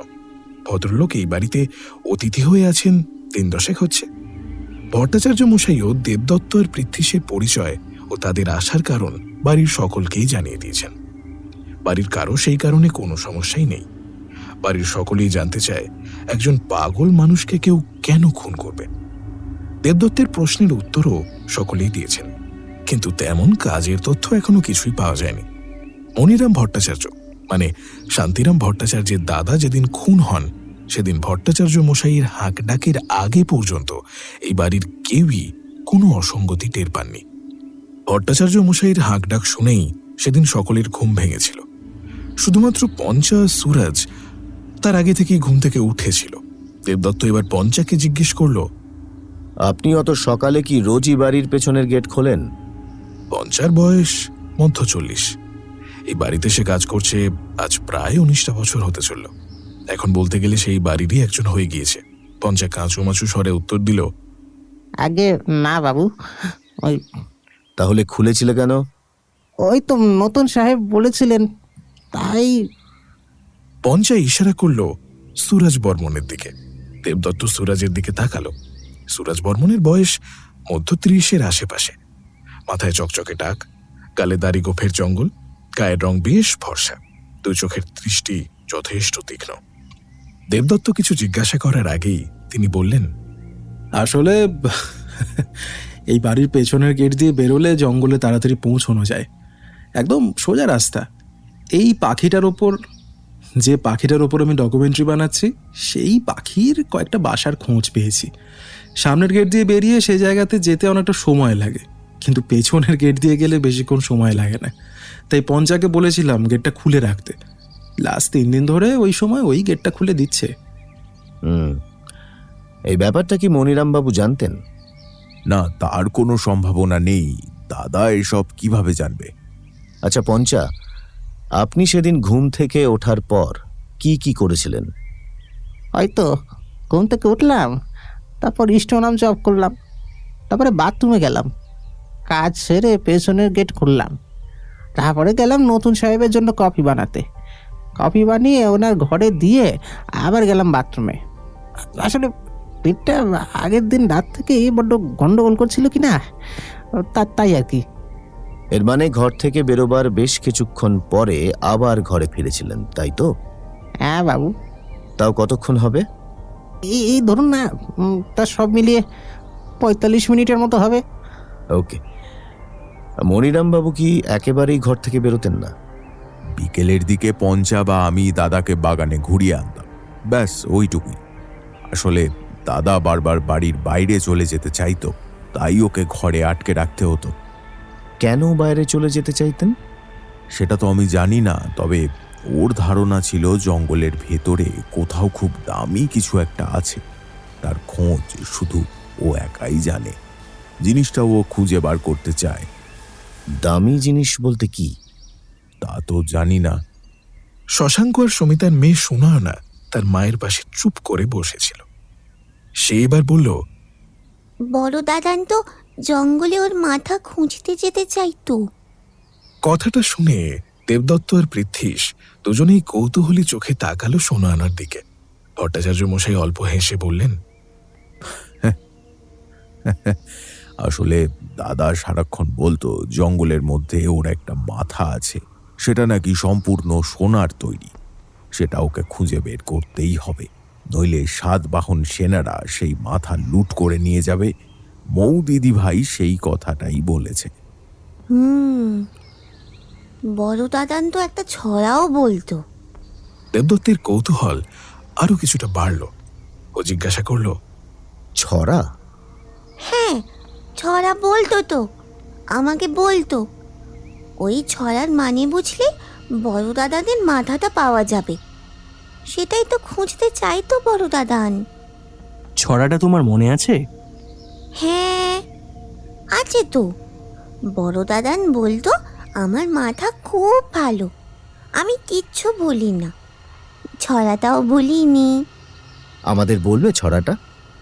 মাথা খুঁজছিস পাহাড় চূড়োয়, পাবি না রে ভাই। আমার মাথা যেথায় আছে নেংকো আলোর ঠাঁই। জল না ছুঁয়েও ডুবে থাকে পাথর খায় না ক্ষয়, মনের মাথা রইল গোপন, 7 বাহনের ভয়। ছড়াটা শুনে এবারে দেবদত্তর কপালে বেশ কয়েকটা ভাঁজ পড়ল। তো কিছুক্ষণ চুপ করে বসে রইল। তারপর ভট্টাচার্য মশাইকে জিজ্ঞাসা করল, মনিরামবাবু তো প্রায় 20 বছর আগে কাজ ছেড়েছিলেন, তাই তো? হ্যাঁ, তার আগে উনি কোথায় কাজ করতেন? দাদা এএসআইতে ছিল। আচ্ছা, এবার একটু ভেবে বলুন তো, কাজ ছাড়ার আগে ওনার সাথে কারোর কোনো ঝামেলা হয়েছিল বা তেমন কিছু কিছু মনে পড়ছে? দাদা অত্যন্ত চুপচাপ আর শান্ত স্বভাবের ছিল। ওর সাথে কারোর কখনো কোনো ঝামেলা হয়েছে বলে আমি শুনিনি। এরপর আরো কিছুক্ষণ কথা চলল। বাড়ির সকলের সাথে কথা বলল দেবদত্ত, কিন্তু কাজের কোনো তথ্যই পাওয়া গেল না। অন্তত পৃথ্বীস তো তেমন কিছুই খুঁজে পেল না। কথা শেষ হলে দেবদত্ত বলল, মনিরামবাবুর ঘরটা আমি একবার দেখতে চাই, সেটা কি সম্ভব? নিশ্চয়ই। এই পঞ্চা, ওদের একটু দাদার ঘরে নিয়ে যা। পঞ্চার সাথে দেবদত্ত আর পৃথ্বীস দোতলায় পশ্চিমের একটা ঘরের সামনে গিয়ে দাঁড়ালো। পঞ্চা বলল, বাবু, এটাই হলো বড় কর্তার ঘর। দেবদত্ত পাল্লা ঠেলে ঘরের ভেতরের চারিদিকে চোখ বুলিয়ে নিল। তারপর ঘরের ভেতরে ঢুকল সে। পৃথ্বীস ঘরের দরজার কাছে দাঁড়িয়েই ঘরটা দেখতে লাগলো। ঘরের মধ্যে আসবাব বলতে একটা বড় খাট, একটা কাঠের টেবিল চেয়ারের সেট, টেবিলটায় বেশ কিছু খাতা বইতে ভর্তি, আর আছে 4টে বুক শেলফ। শেলফগুলো সবকটাই বইতে ভর্তি। গোটা ঘরটাই খুঁটিয়ে খুঁটিয়ে পরীক্ষা করল দেবদত্ত। ওর বাজ পাখির মতো তীক্ষ্ণ নজর থেকে ঘরের ইঞ্চি মাত্র জায়গাও বাদ যাচ্ছে না। মিনিট 15 ধরে ভালো করে সবকিছু দেখে একটা বুক শেলফের সামনে গিয়ে দাঁড়িয়ে পড়ল সে। এক দৃষ্টে তাকিয়ে রইল শেলফের একটা নির্দিষ্ট জায়গায়। এবার পৃথ্বীশও গিয়ে দাঁড়ালো দেবদত্তের পাশে। জিজ্ঞেস করল, এত মন দিয়ে কি দেখছিস? দেবদত্ত বুক শেলফের সেই নির্দিষ্ট জায়গার উপর থেকে নজর না সরিয়ে উত্তর দিল, ওই জায়গাটা ভালো করে দেখ। পৃথ্বীস তাকালো বুকশেলফটার একেবারে নিচের দিকে। সেখানে ধুলোয় ঢাকা বেশ কিছু বই আর ডায়েরি সাজানো। কিছুটা জায়গা ফাঁকা। ফাঁকা জায়গাটায় এক সময় যে কিছু একটা ছিল সেটা বেশ বোঝা যাচ্ছে। জিনিসটা মোটামুটি বড় আকারেরই ছিল। জিনিসটার ছাপ এখনো ধুলোর ওপরই পড়ে আছে। পৃথ্বীস বলল, ছাপটা এখনো যতটা স্পষ্ট আছে তাতে মনে হচ্ছে জিনিসটা রিসেন্ট কয়েকদিনের মধ্যে সরানো হয়েছে। কিন্তু জিনিসটা কি হতে পারে বলতো? কিছুক্ষণ চুপ করে দাঁড়িয়ে থেকে দেবদত্ত হাঁটু মুড়ে বসে পড়ল। আঙুলের সাহায্যে ছাপটা ভালো করে মেপে নিল সে। তারপর বিড়বিড় করে বলল, তালপাতার পুঁথি। পুঁথি? হ্যাঁ রে পৃথ্বীশ, আই এম শিওর এখানে কোনো তালপাতার পুঁথি ছিল। উঠে দাঁড়িয়ে পঞ্চার দিকে তাকালো সে। বলল, একটু এদিকে আসুন বাবু। পঞ্চা ঘরের মধ্যে ঢুকলে বুকশেলফের সেই নির্দিষ্ট জায়গাটা দেখিয়ে জিজ্ঞাসা করল, আচ্ছা, এখানে কি ছিল জানেন? জায়গাটা ভালো করে দেখল পঞ্চা। মনে করার চেষ্টা করল, কিন্তু কিছুই মনে করতে পারল না। উত্তর দিল, আগে বাবু, তা তো মনে করতে পারছি না। আসলে ঘরে সব জায়গায় হাত দিতে দিলেও এই বইয়ের তাকগুলোয় বড় কর্তা কোনোদিন হাত দিতে দিত না। বলতেন যে এখানেই আছে তার সারা জীবনের জমানো সঞ্চয়। অন্য কেউ হাত দিলেই নাকি সেই সঞ্চয় শয়তানের হাতে চলে যাবে, তখন নাকি সব শেষ হয়ে যাবে, আর 7 বাহনটা ওনার মাথা লুট করে নেবে। আমি ওখানে অনেক বছর হাত দিইনি বাবু, তাই মনে করতে পারছি না। ঠিক আছে, একবার শান্তিরাম বাবুকে ডেকে আনুন তো। পঞ্চা ঘর থেকে বেরিয়ে গেল। ভট্টাচার্য মশাইকে নিয়ে ফিরে এলো একটু বাদেই। ভট্টাচার্য মশাই ঢুকলে বুকশেলফের ওই বিশেষ জায়গাটা দেখিয়ে দেবদত্ত প্রশ্ন করল, এখানটায় কি ছিল শান্তিরাম বাবু? জায়গাটা ভালো করে দেখে নিয়ে ভট্টাচার্য মশাই উত্তর দিলেন, না, এখানে কি ছিল তা বলতে পারবো না। এই ঘরে বই, খাতা আর ডায়েরিগুলোই ছিল দাদার সময় কাটানোর একমাত্র উপায়। মানসিক স্থিতি সম্পূর্ণ হারিয়ে ফেললেও ছোটবেলার অভ্যেসটা ও কোনোদিনই ছাড়তে পারেনি। এই বইগুলোই ছিল ওর সবচেয়ে কাছের বন্ধু। সুনয়না যে ভট্টাচার্য মশাইয়ের সাথেই এসেছিল কিন্তু ঘরে না ঢুকে দরজার কাছে দাঁড়িয়েছিল, সেটা তারা এবার লক্ষ্য করল। সুনয়না এবার বলল, আমি জানি ওখানে কি ছিল। তুমি আসতে এই ঘরে? হ্যাঁ, আসতাম তো। বড় দাদা আমাকে খুব ভালোবাসতো।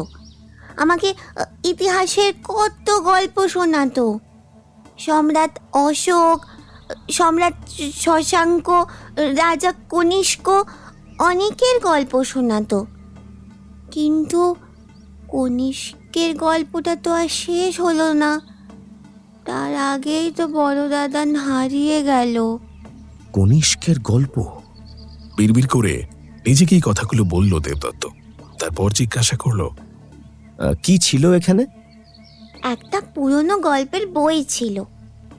বইটা ধুলো ভর্তি একটা লাল কাপড়ে মোড়া ছিল।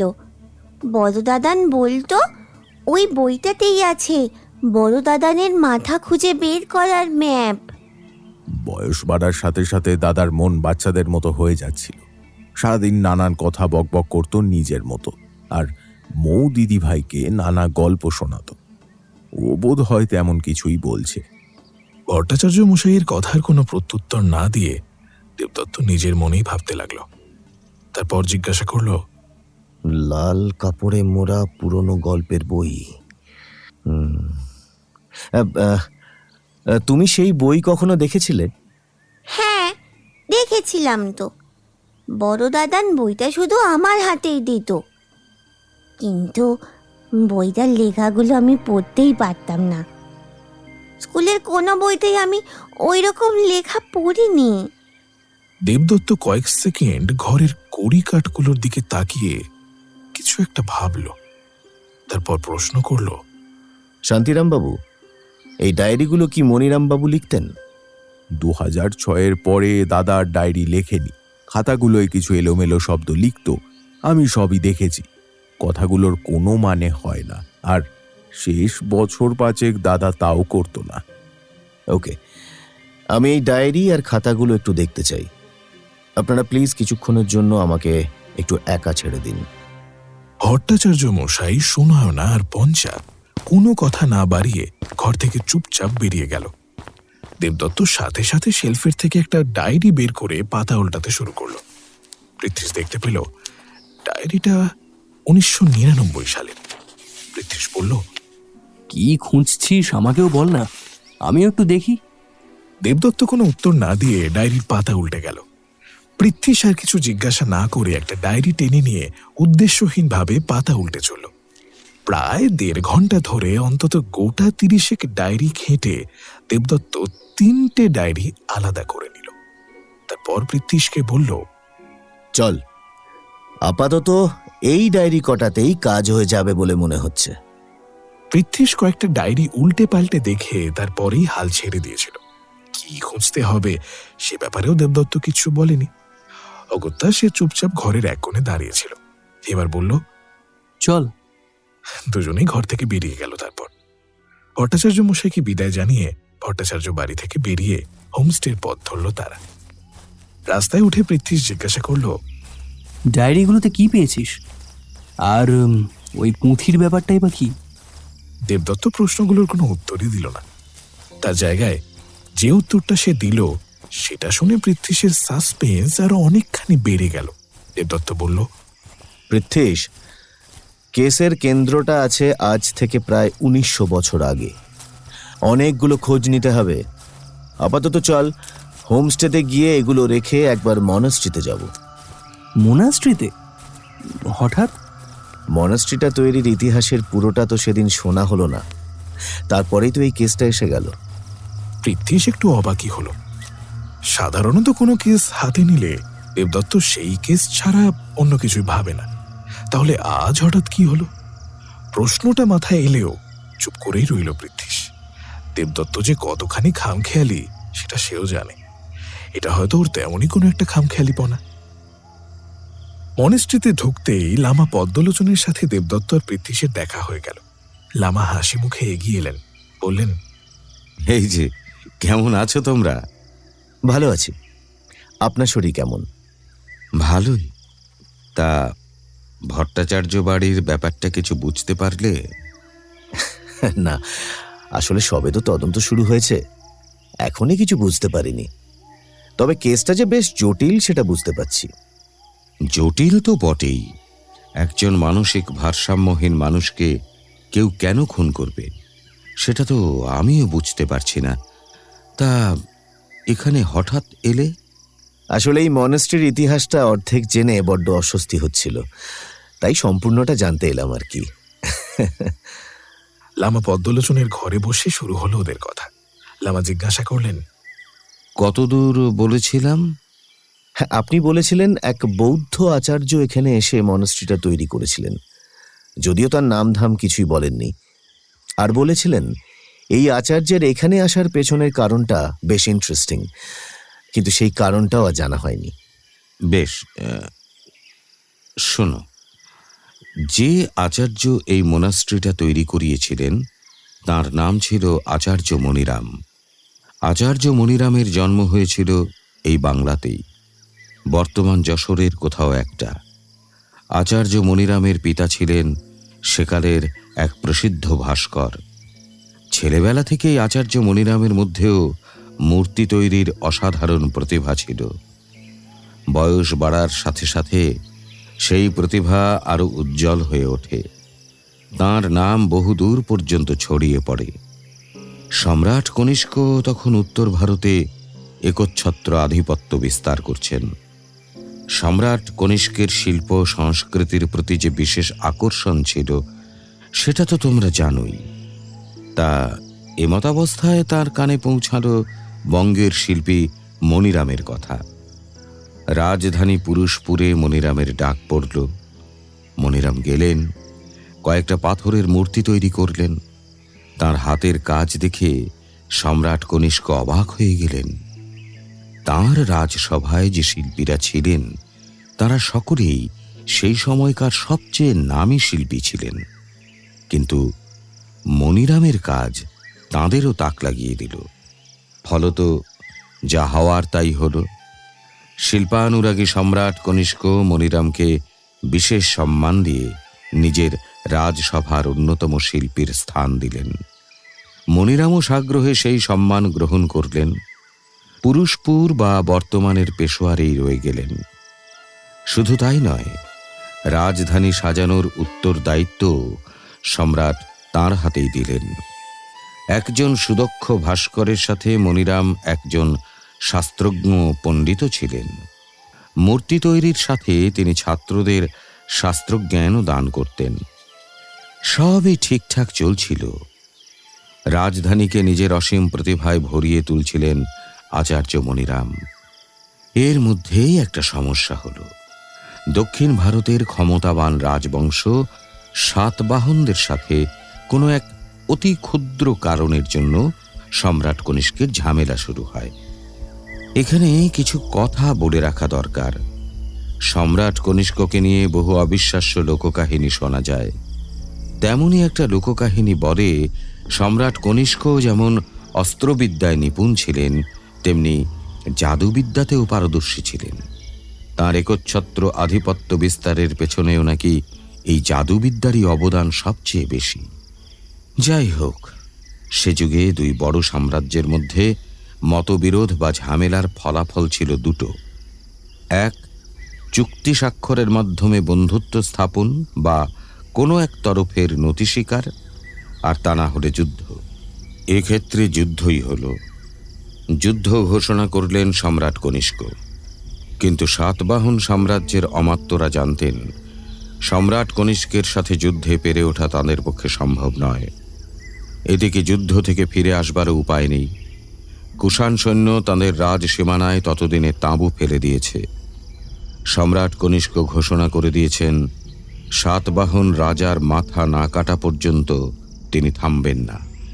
অনেক ভেবেচিন্তে সাতবাহন অমাত্যরা একটা উপায় বের করলেন। রাজাকে তারা লুকিয়ে রাখলেন মাটির তলায় এক গোপন কক্ষে। জানা না থাকলে সেই কক্ষের সন্ধান পাওয়া কারো পক্ষেই সম্ভব ছিল না। অন্যদিকে সম্রাট কনিষ্কের চোখে ধুলো দেওয়ার জন্য যুদ্ধক্ষেত্রে রাখলেন সাতবাহন রাজার হুবহু নকল একটা মূর্তি। যদিও সাতবাহন অমাত্যরা সম্রাট কনিষ্কের চোখকে ফাঁকি দিতে পারেননি, উল্টে তাদের এই কাজে সম্রাট কনিষ্কর রাগে উন্মাদ হয়ে উঠলেন আর প্রয়োগ করলেন তাঁর প্রাণঘাতী জাদুবিদ্যা। তলোয়ারের সামান্য কয়েকটা আঘাতেই সাতবাহন রাজার পাথুরে মূর্তির দুটো হাত ও মাথা দেহচ্ছিন্ন করে দেন তিনি। অন্যদিকে অদ্ভুতভাবে মাটির তলার সেই অজ্ঞাত গোপন কক্ষেও একই সময় সাতবাহন রাজা মারা যান। তাঁর দেহ যখন পাওয়া গেল তখন দেখা গেল সাতবাহন রাজার দুটো হাত এবং মাথা ছিন্ন ভিন্ন হয়ে পড়ে আছে। এরপর সাতবাহনরা স্পষ্টই বুঝেছিল যুদ্ধ জেতা তাদের পক্ষে অসম্ভব।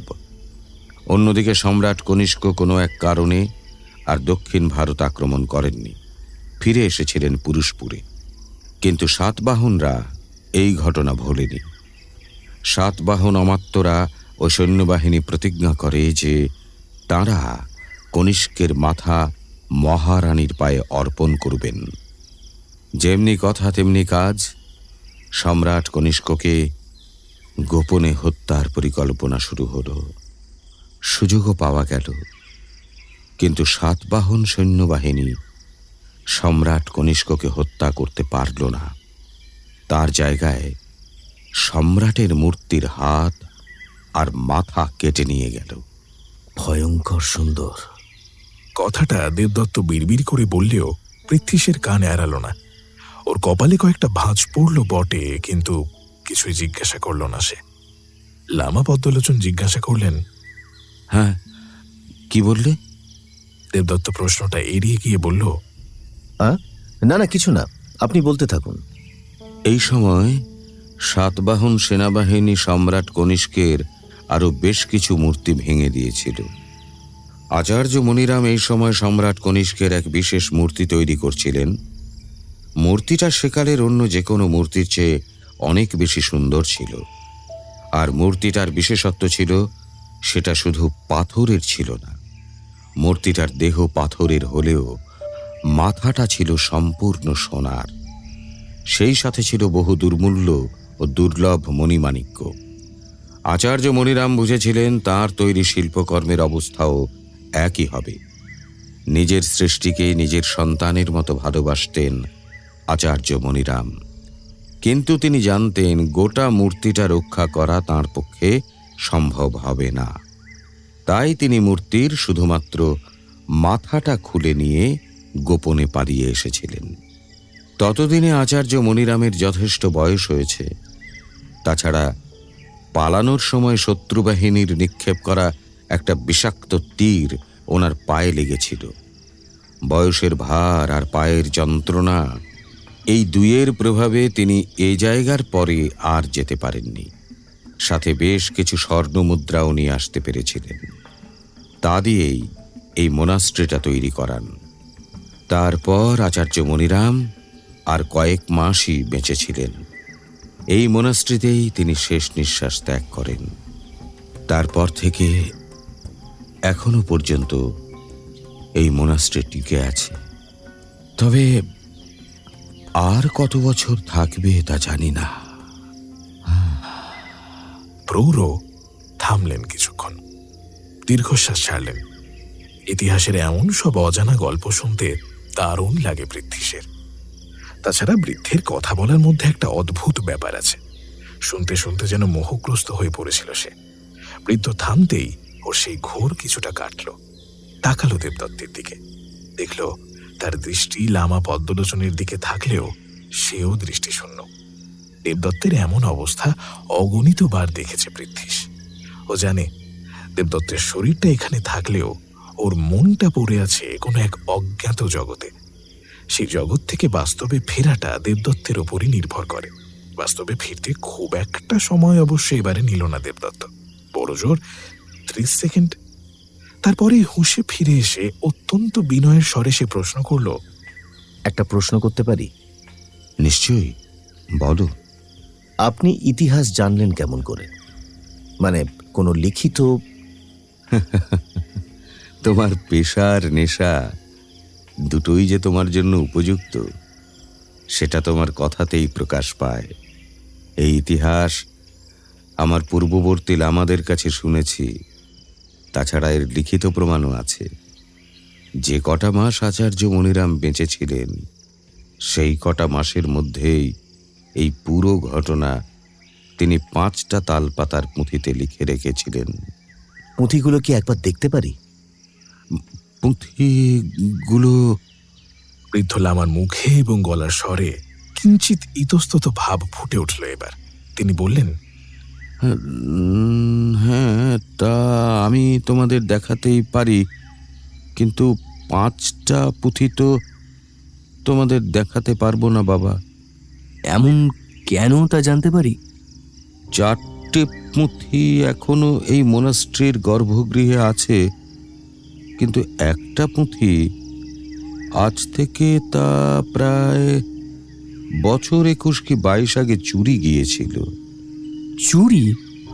হ্যাঁ, শুধু চুরি নয়, এই মোনাস্ট্রিতে একটা খুনও হয়েছিল। এখানকারই এক কম বয়সী অনাথ ছেলে খুন হয়েছিল। সে এই মোনাস্ট্রিতেই থাকতো। দেবদত্ত আর পৃথ্বীশ দুজনের কপালের ভাঁজি বেশ গভীর হয়েছে। ওরা একবার নিজেদের মধ্যে দৃষ্টি বিনিময় করে নিল। দেবদত্ত জিজ্ঞাসা করল, ঠিক কি হয়েছিল? বৃদ্ধ লামার চোখে মুখে এবার একটা চাপা আতঙ্ক ফুটে উঠল। বৃদ্ধ যেন অতীতের কোনো এক ভয়ঙ্কর দৃশ্য বর্তমানে বসেও চোখের সামনে দেখতে পাচ্ছেন। অল্পক্ষণ সময় নিজেকে সামলে নিলেন তিনি। তারপর আবারও বলতে শুরু করলেন, নিশ্চয়ই জানো, ভট্টাচার্য মশাইয়ের দাদা অসুস্থ হওয়ার আগে তোমার মতো একজন প্রত্নতাত্ত্বিক ছিলেন। দারুণ জ্ঞানী ছিলেন ভদ্রলোক। বৌদ্ধ ধর্ম ও তার ইতিহাস নিয়ে ওনার মতো জ্ঞান অনেক উচ্চ শ্রেণীর লামাদেরও থাকে না। বছর 21-22 আগে যখন এই মোনাস্ট্রিতে চুরি ও খুনটা হয়, তখন মনিরামবাবু ও তাঁর এক বন্ধু সম্রাট কনিষ্ককে নিয়ে গবেষণা করছিলেন। সেই সূত্র ধরেই কোনোভাবে আচার্য মনিরাম এই মোনাস্ট্রির কথা জানতে পারেন। ওনারা আমার কাছে আসতেন। পুঁথিগুলো আমি ওনাদেরও দেখিয়েছিলাম। এর কিছুদিন পর এক রাতে হঠাৎ মোনাস্ট্রিতে লোক ঢুকল। কিছু দুর্লভ মূর্তির সাথে একটা পুঁথিও চুরি করল।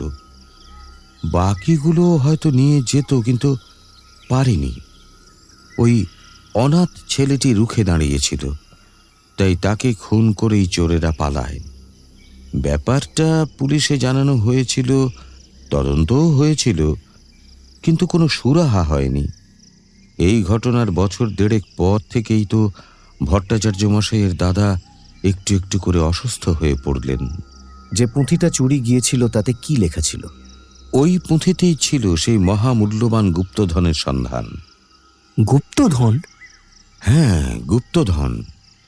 আচার্য মনিরাম তাঁর সাথে করে সম্রাট কনিষ্কের মূর্তির যে নিরেট সোনার মাথাটা নিয়ে এসেছিলেন, সেটা এখানেই কোথাও লুকিয়ে রেখেছিলেন। কারণ তিনি জানতেন, সেই মাথার কথা জানাজানি হলে সাতবাহনদের গুপ্তঘাতক ঠিক সে জিনিস ছিনিয়ে নিয়ে যাবে। অন্যদিকে সোনার তৈরি মাথার কথা জানাজানি হলে চুরির ভয়ও থেকে যায়।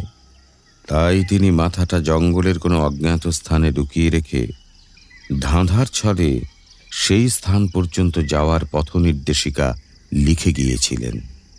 সেই মাথা খুঁজে বের করার কেউ কখনো চেষ্টা করেনি? না, আমি নিজে কখনো করিনি। আর যতদূর জানি, আমার পূর্ববর্তী লামাদেরও কেউ সে চেষ্টা করেনি। আসলে তাঁরা সকলেই চাইতেন সে জিনিস যেখানে আছে সেখানেই থাক। যদিও আমার ভাবনা চিন্তা অন্য। আমি চাই সে জিনিস উদ্ধার হোক। ইতিহাসের এমন এক অমূল্য সম্পদ নষ্ট হওয়ার জন্য নয়। এই ইতিহাস সকলেরই জানা উচিত। বৃদ্ধ এবার দেবদত্তের 2 হাত ধরে বললেন, আমি চাই তোমরা সেই মাথা খুঁজে বের করো। তোমাদের পারিশ্রমিক দেওয়ার ক্ষমতা আমার নেই। তাও বলছি, যেহেতু তুমি একজন প্রত্নতাত্ত্বিক, এই জিনিসের মর্ম তুমিই বুঝবে। আপনি চিন্তা করবেন না লামা পদ্মলোচন। আমি আপনাকে কথা দিচ্ছি, যদি সম্রাট কনিষ্কের মাথা সত্যি এই জঙ্গলে থেকে থাকে, তাহলে আমি তা উদ্ধার করবই।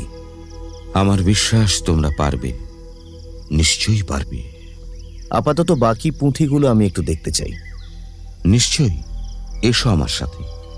লামা পদ্মলোচনের সাথে দেবদত্ত আর পৃথ্বীশ গিয়ে উপস্থিত হলো মনিস্ট্রির গর্ভগৃহে। লামা এগিয়ে গিয়ে একটা ছোট কাঠের বাক্সের ডালা খুলে দিলেন। দেবদত্ত আর পৃথ্বীশ দেখতে পেল বাক্সের মধ্যে সাজানো আছে লাল কাপড়ে মোড়া 4টে তালপাতার পুঁথি। দেবদত্ত তার থেকে একটা নিজের হাতে তুলে নিল। পুঁথিগুলোর বয়স তাদের স্বরূপই প্রকাশ করছে। লামা বললেন, ভট্টাচার্য বাড়িতে ওই যে ছেলেটা এসেছে না, ছবি তোলে, কি বেশ নামটা? আগে সুরাজ বর্মন কি? হ্যাঁ হ্যাঁ হ্যাঁ, ওই ছেলেটাই। খুব ভালো ছেলে। ওর পেশা ছবি তোলা হলেও ইতিহাস সম্পর্কে দারুণ জ্ঞান। আমার সাথে কথা হয়েছে এর আগে। আমার কাছ থেকে আচার্য মনিরাম আর তাঁর আনা সেই মাথার কথা শুনে বলল, এবারের কাজটা সেরে নিয়েই আবার আসবে। এবার আসবে ওই ব্যাপারটার উপর একটা তথ্যভিত্তিক ছবি বানানোর জন্য। তাই নাকি? হ্যাঁ। ভদ্রলোক সম্পর্কে এই ব্যাপারটা তো জানা ছিল না। যাই হোক, একটা অনুরোধ করতে চাই আপনাকে। নিশ্চয়ই, বলো না। এই পুঁথিগুলো ভালো করে দেখতে হবে। এগুলো কি আমি সাথে করে নিয়ে যেতে পারি? চিন্তা করবেন না, কোনোটারই এতটুকুও ক্ষতি হবে না। পড়া শেষ হলে আবার ফিরিয়ে দেব। আরে এত কিছু বলতে হবে না, তুমি নিয়ে যাও। আচার্য মনিরামের আনা সম্রাট কনিষ্কের সেই মহামূল্যবান মাথা খুঁজে বের করতে যা সাহায্য দরকার আমি সবই করতে রাজি। এরপর পুঁথিগুলো নিয়ে লামা পদ্মলোচনকে বিদায় জানিয়ে দেবদত্ত আর পৃথ্বীশ মনিস্ট্রি থেকে বেরিয়ে এলো। আচ্ছা, এর মধ্যে ভয়ঙ্কর সুন্দরটা ঠিক কি? দেবদত্ত তার বন্ধুর দিকে তাকিয়ে একটু কৌতূহলী স্বরে জিজ্ঞাসা করল, ভয়ঙ্কর সুন্দর দিয়ে তোর কিছু মনে পড়ছে না? না তো, তেমন কিছুই তো মনে পড়ছে না। অন্তত এই কেসের সাথে যুক্ত কিছুই তো মনে পড়ছে না। আছে আছে, যোগাযোগ আছে।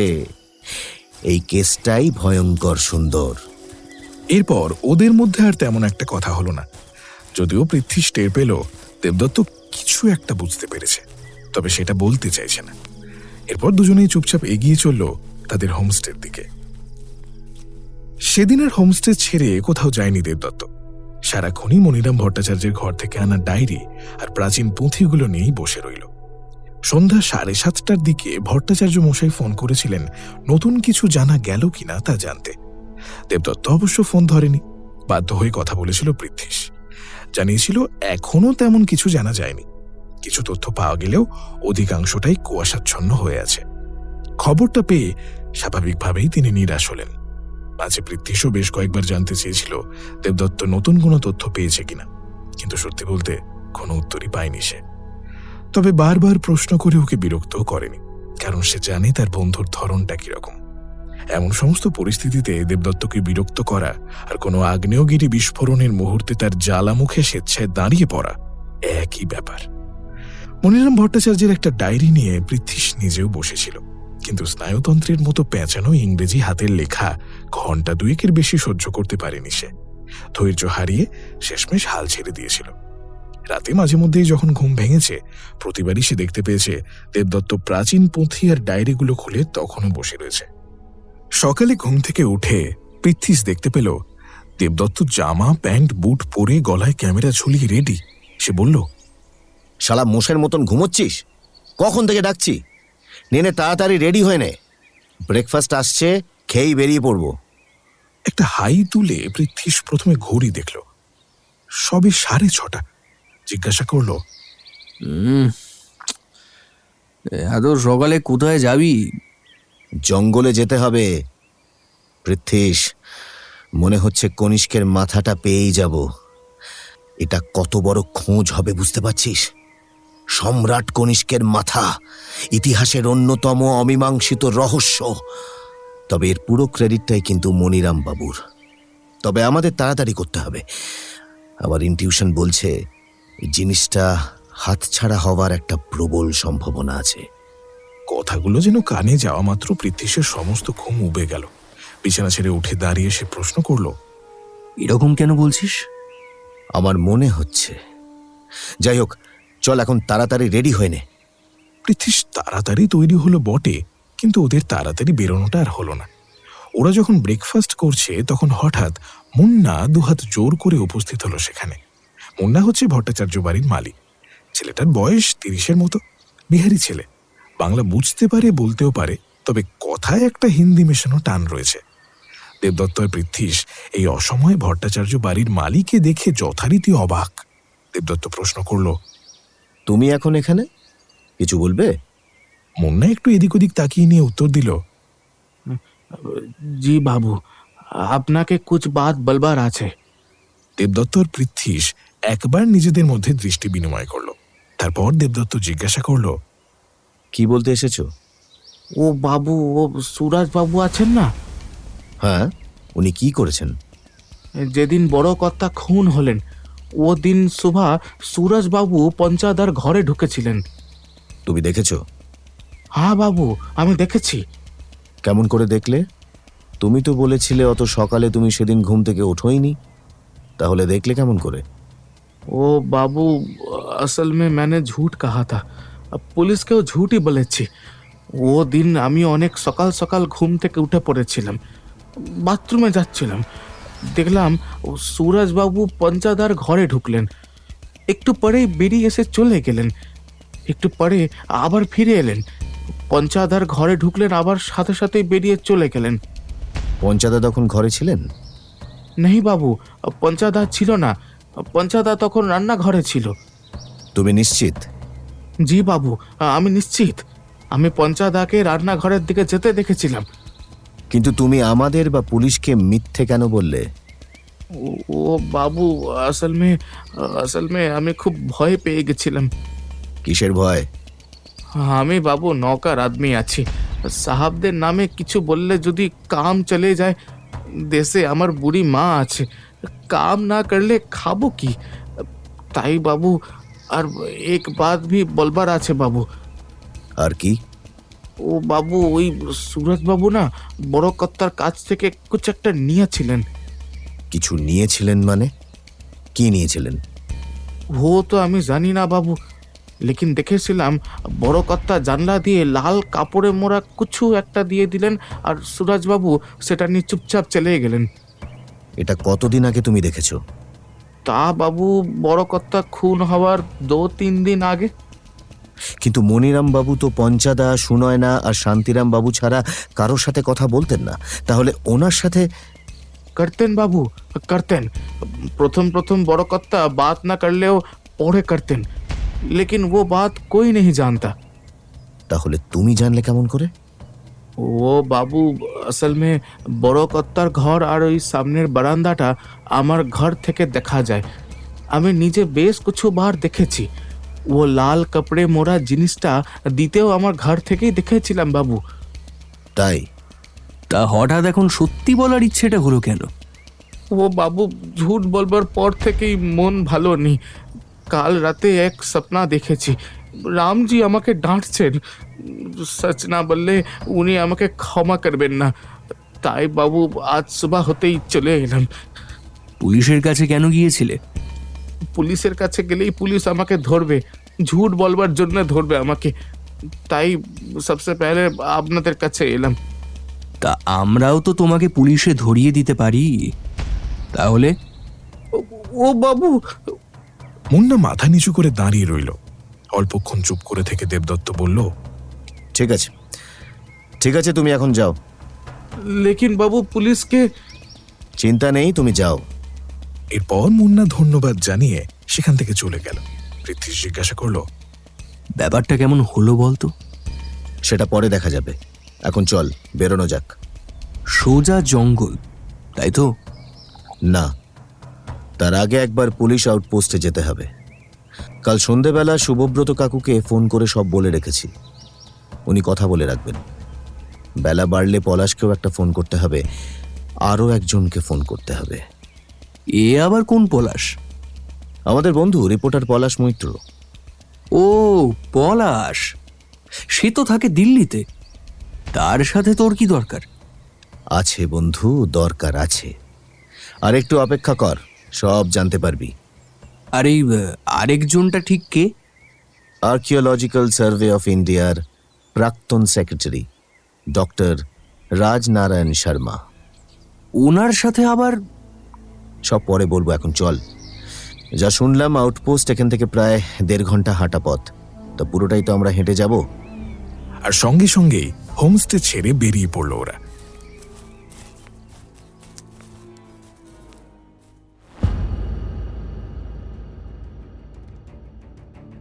রহস্যের জট খুলতে শুরু হয়েছে ঠিকই, কিন্তু খাদের কিনারে দাঁড়িয়ে থাকা আসল সত্যিটা এখনো পাহাড়ের ঘন কুয়াশায় ঢাকা। একজন বৃদ্ধ উন্মাদের নৃশংস খুনের পেছনে আসল অপরাধীকে, আর কোথায় লুকিয়ে আছে আচার্য মনিরামের আনা সেই 2000 বছরের পুরনো নিরেট সোনার মস্তক? ইতিহাসের এই ভয়ঙ্কর সুন্দর খেলার শেষ চাল আর সবচেয়ে বড় বিশ্বাসঘাতকতার গল্প এখনও বাকি। অপেক্ষা করুন আগামী পর্বের জন্য, কারণ আসল খেলা তো সবে শুরু হলো।